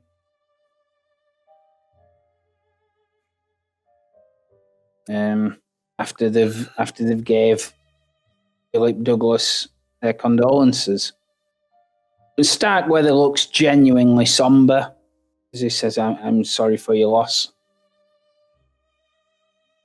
Are you doing anything, or just letting him go, or I'm the police inspector, or?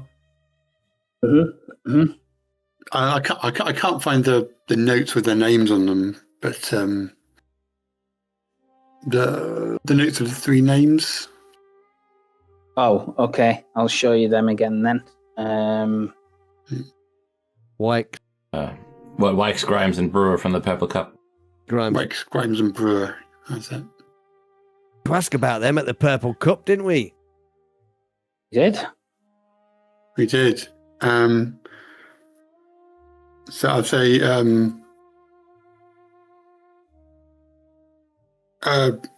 Mr. Grimes. I was just following the three of them. People kind of glance back at briefly, but carry on. Wykes, Brewer. On them two words, they don't flinch. Okay. Okay. Listen. Detective Hansen is coming across the thing towards you. Okay.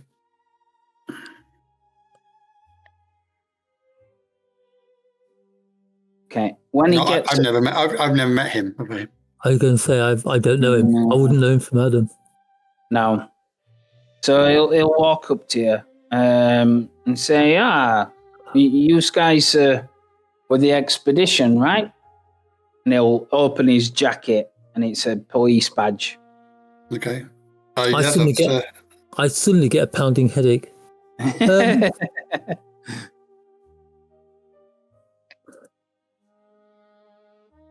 It's nice to see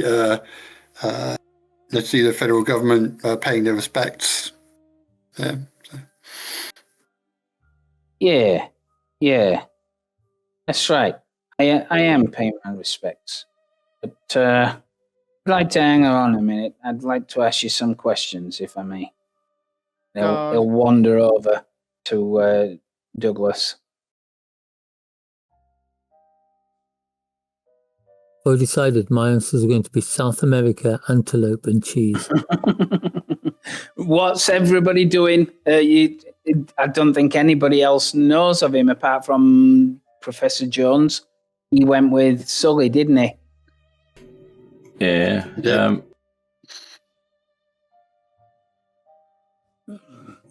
mean, you can't really fill people in right now. No. No, but it'll be good to overhear if he's having a chat with Philip. Yeah, and he's not actually. He does exactly what Starkweather does and just gives him his condolences. Says, I'm really sorry for your loss, all that kind of stuff. Starkweather does seem to know him. And he'll turn around to Starkweather. He talks a little hushed. He says, can I just have a word? Just over here. A second. Sorry to interrupt your business. I'm sure you're a busy man. Starkweather looks perturbed. He says, we're very busy, detective. If there's anything, get us tomorrow morning. He says, no, I'm afraid it has to be now. Concerns your staff. Looks around. He says, damn it, this is harassment, detective. I'm not going to stand for it. You hear? We're very busy. There can't be possibly anything to us. We've done what we can. And Professor Moore says, well, calm down, James. It's all right. Well, let's hear him out at least. What's the problem? He says, I just want to talk to Dr. Cross over there. If I could borrow him, that's all. Everybody looks at Dr. Cross. Says, I'd rather do it quietly, not cause a scene at a graveside.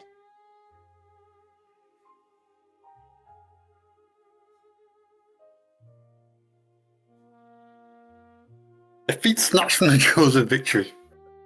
Okay.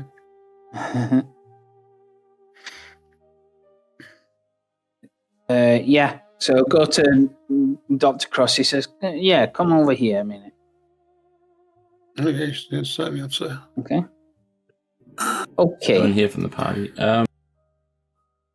Yeah, anybody doing anything?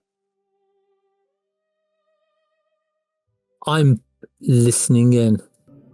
Yeah, I was wondering if it's worth asking the pastor, like, if he knows because I think Philip is from out of town.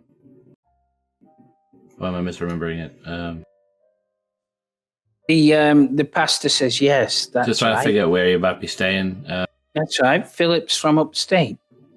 Yes, he'll probably be heading home. Yeah, I'm not much one for like public spectacles, so I was wondering if he might be staying somewhere local. So no, private reminiscence. I asked him that same thing. He said he was heading back this afternoon. If you want to talk to him, he's just walking away right now. Yeah. I suggest you. I know it's just it's not quite the right environment to go relax, stop pestering about his brother. That's the issue. I understand. Just out of character rather than in character. But never mind.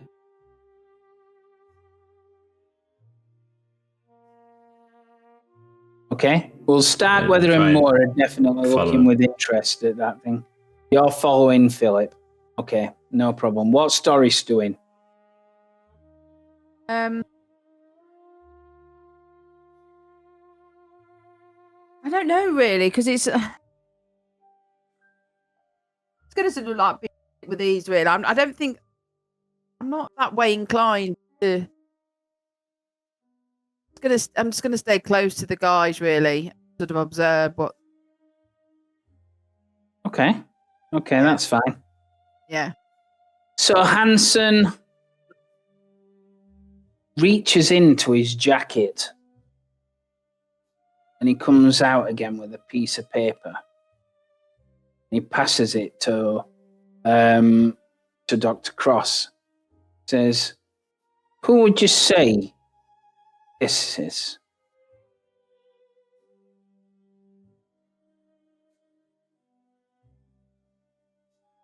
Well, I mean, I'm assuming this isn't a trick question. It looks like a slightly younger, less world-weary version of myself. Interesting. This is the ID that the hotel receptionist gave. The drawing, the photo, the fit. That was a very good rendition in that case. It is.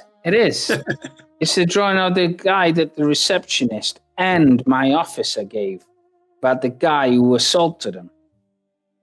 I didn't assault him. I very deliberately did not assault him.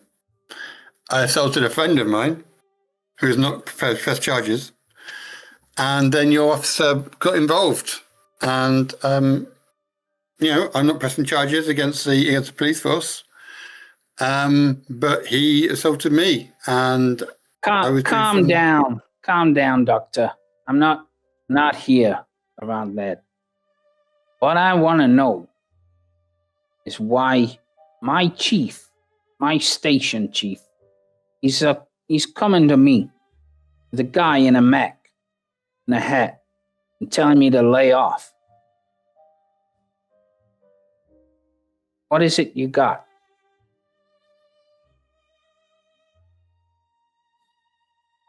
Friends in high place. Well, I mean, if your chief is telling you to lay off, then it's probably not a good idea to be asking further questions. Sure. You see, that's what my captain says. But I've never been too good at following his advice, Sure. See, I get a scent. A bit like a bloodhound. I get a scent and I just can't help but follow it. It's like compulsion. But, of course, there's not a lot I can do with you. Things happening and you guys leaving in a couple of days. But I just wanted to give you the chance to come clean, Well, I mean, as you say, there's nothing to come clean about. If it's enough to satisfy your boss, you're going to respect the hierarchy. Sure. Tight-lipped. It's not. I mean, unless you're about to reveal something, I don't think there's a lot else to really discuss. I say thank you for your service and for being very diligent and everything you've done to try to find Captain Douglas's killers. Hopefully, once we've left, you'll manage to find out who did it, and we'll look forward to reading that in the papers when we get back from our journey. Sure. Of course. If I do find anything, I'll let you know. I guess we can still be contacted by wire, so yeah. But in the meantime, I mean, if there's anything we can do to help, please know we've made a couple of inquiries. Haven't really found anything. It's quite frustrating, really. I can say pretty much the same for myself, but like I said, when I get that scent, I keep digging. I hope you do too. Yeah. I'll see you around. Yeah. Sure. Yeah. Take care of yourself, Detective Hanson. He'll start walking off. God damn, it's a good police artist. Yeah.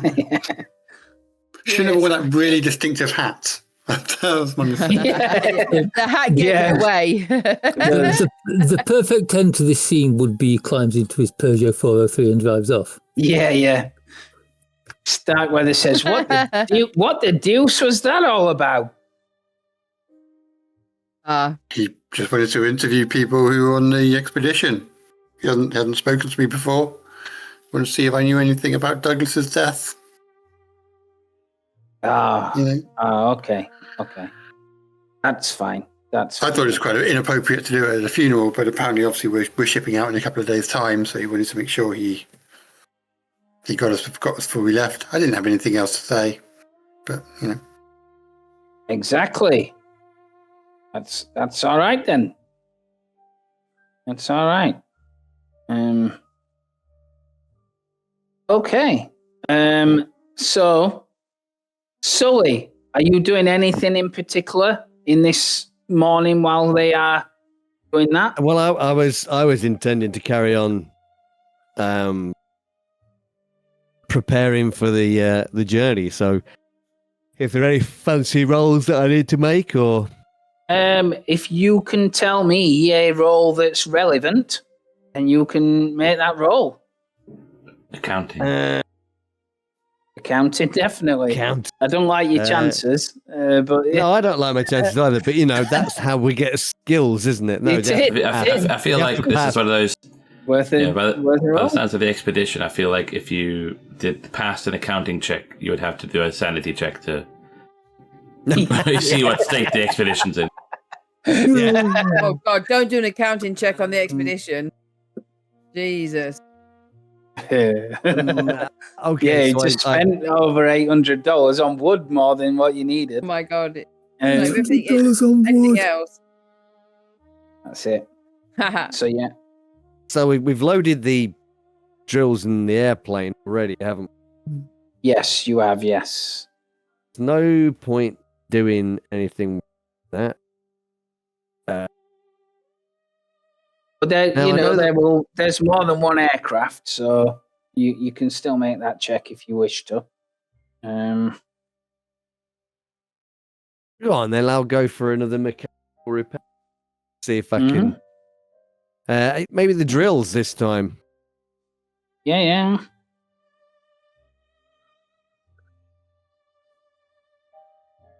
Mechanical repair. Oh, of course I failed it. Yeah. Are you sure you don't want to spend luck? That's a lot of luck to spend. It is a lot of luck to spend. How much luck is it? 20 odd, something like that. 29. I wonder if I could push it in some way. Yes, but probably going to break equipment if... I know, the day before we set sail, which is a really, really bad move. Break aircraft. Yeah, or drills. I guess I'm just going to be taking a lot of time. By the time we get there. Yeah, I'm just going to be spending a long time, I guess, which is why I didn't go to the funeral. Yeah. That was lucky. Yeah.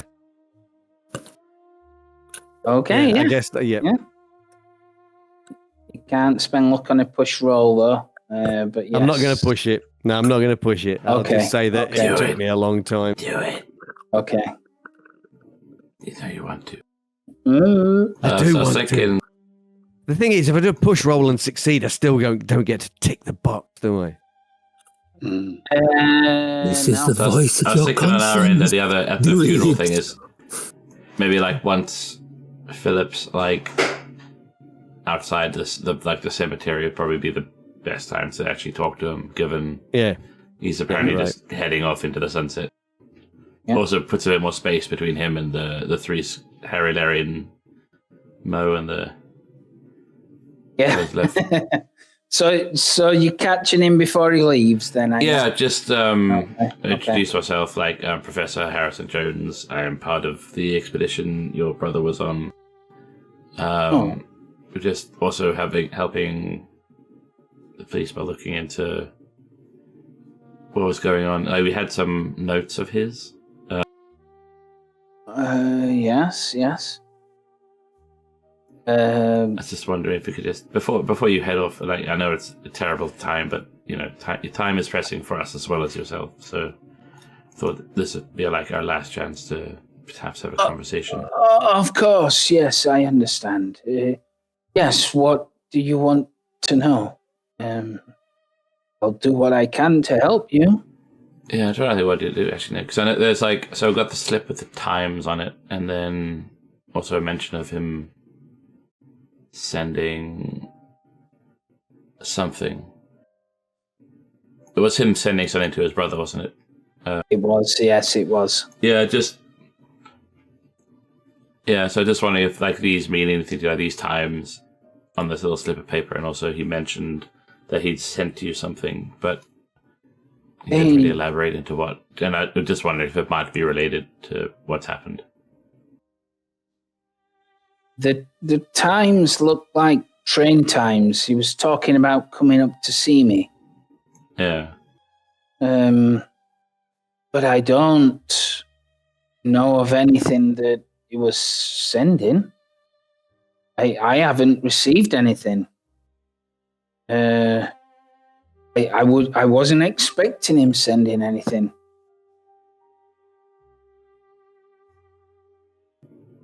That's unusual. How odd. Do we have the letter with us? I can't remember which one had. Yeah. It's the letter just so to I get Philip. the word. Letter to Philip. It says, that was the one where he was saying he definitely wasn't going to go in on the trip, wasn't it? Yeah, they're selling it that he's part of it, but he's not actually involved with it. That's right. So, I mean, it might indicate that he was bumped off before he could send us that. Actually, what day are we on? You're on the 8th. You might not have had a chance to actually send anything. Then it'd still have been in his room. You found it when you were searching the room. Yeah, I think he's supposed to have sent ahead, wherever it is on. I'm shipping you some personal things by rail, which ought to get there before I do. Yeah. So, the train times, so that we're obviously his trip to go see his brother. He was sending something by rail, but we don't know what. That's right. And he was basically going to wrap up this nonsense with the expedition before heading over, but someone got him instead.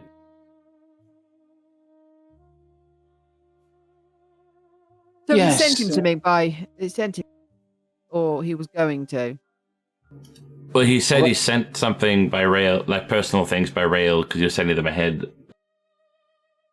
Oh, right. Oh, no, in this letter it was I am shipping you some. So I don't know if he may have sent it, he might have not. Is the Nothing survived. And I didn't know. What day are we on again? We're on 8th of September. So 3 days ago. So I would have thought something sent by rail would have arrived. Mm-hmm. Definitely.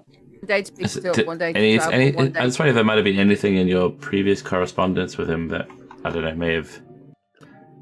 Because it seems to be like he wasn't happy with how the expedition was being associated with him. I'm just wondering if maybe... Is there potentially anything he may have said to you beforehand? His previous correspondence? No, I didn't know of anything about the expedition until he got to New York. I was surprised to hear of it. I read it in the newspaper. My brother always said he would never go back. Never, ever.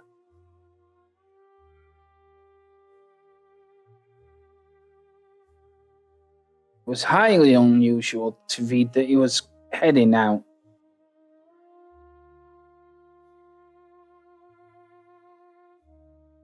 Well, maybe if something does turn up, if you could let us know. I can give him my details at the hotel, just in case. Otherwise, because he lists them as personal belongings, so if they turn up here, then if he passes me information, I can let him know that we found whatever he is referring to. If it turns out it didn't get sent before his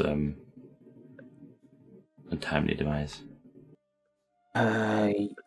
Yes, of course. Is there anything else I can help you with? Nothing I can think of.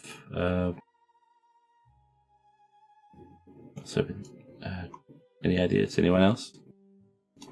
Just in case there's something I'm forgetting. I think that was our main leads for him, I think. But have you recognised any of the names on there?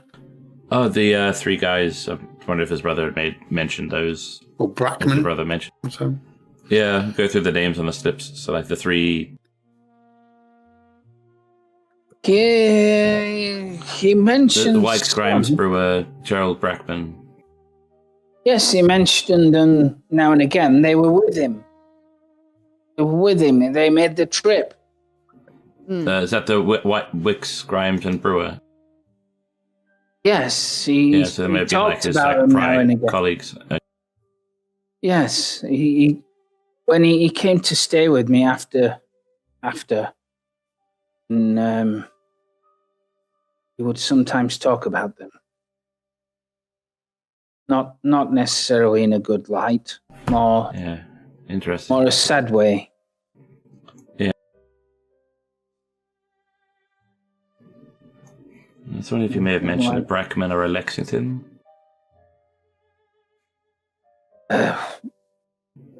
If not, no. Brackman, you say? Gerald Brackman? Yes, he was his attorney. You've just missed him. No, damn it. I mean... Oh. Yeah, well, I mean, if it's his attorney here, we could probably maybe look him up. I mean, we've got a phone number on here. Okay, so we can chase him up. He might have it's possible he might have the personal belongings given what's happened, but yeah. But thanks for your time, and we'll do everything we can to see if we can help get to the bottom of what's happened. My pleasure. My pleasure. I wish you luck on your expedition as well. If it ever gets off the ground, just under his breath. And they will leave. So I'm half expecting at this point that we'll get to like the docks and they'll be like, we're missing one boat. Where's the ship gone? That's because we found our spot hiddens earlier about the missing. That's right. I never said the ship you saw before was the ship we were using. Uh-oh. Indeed. Okay. I think that is probably a good place to leave it as the evening of the afternoon of the 8th comes to a close, and you can perhaps do something later on. That's a good spot to kind of leave it as you're getting ready, your final checks ready before you board the ship.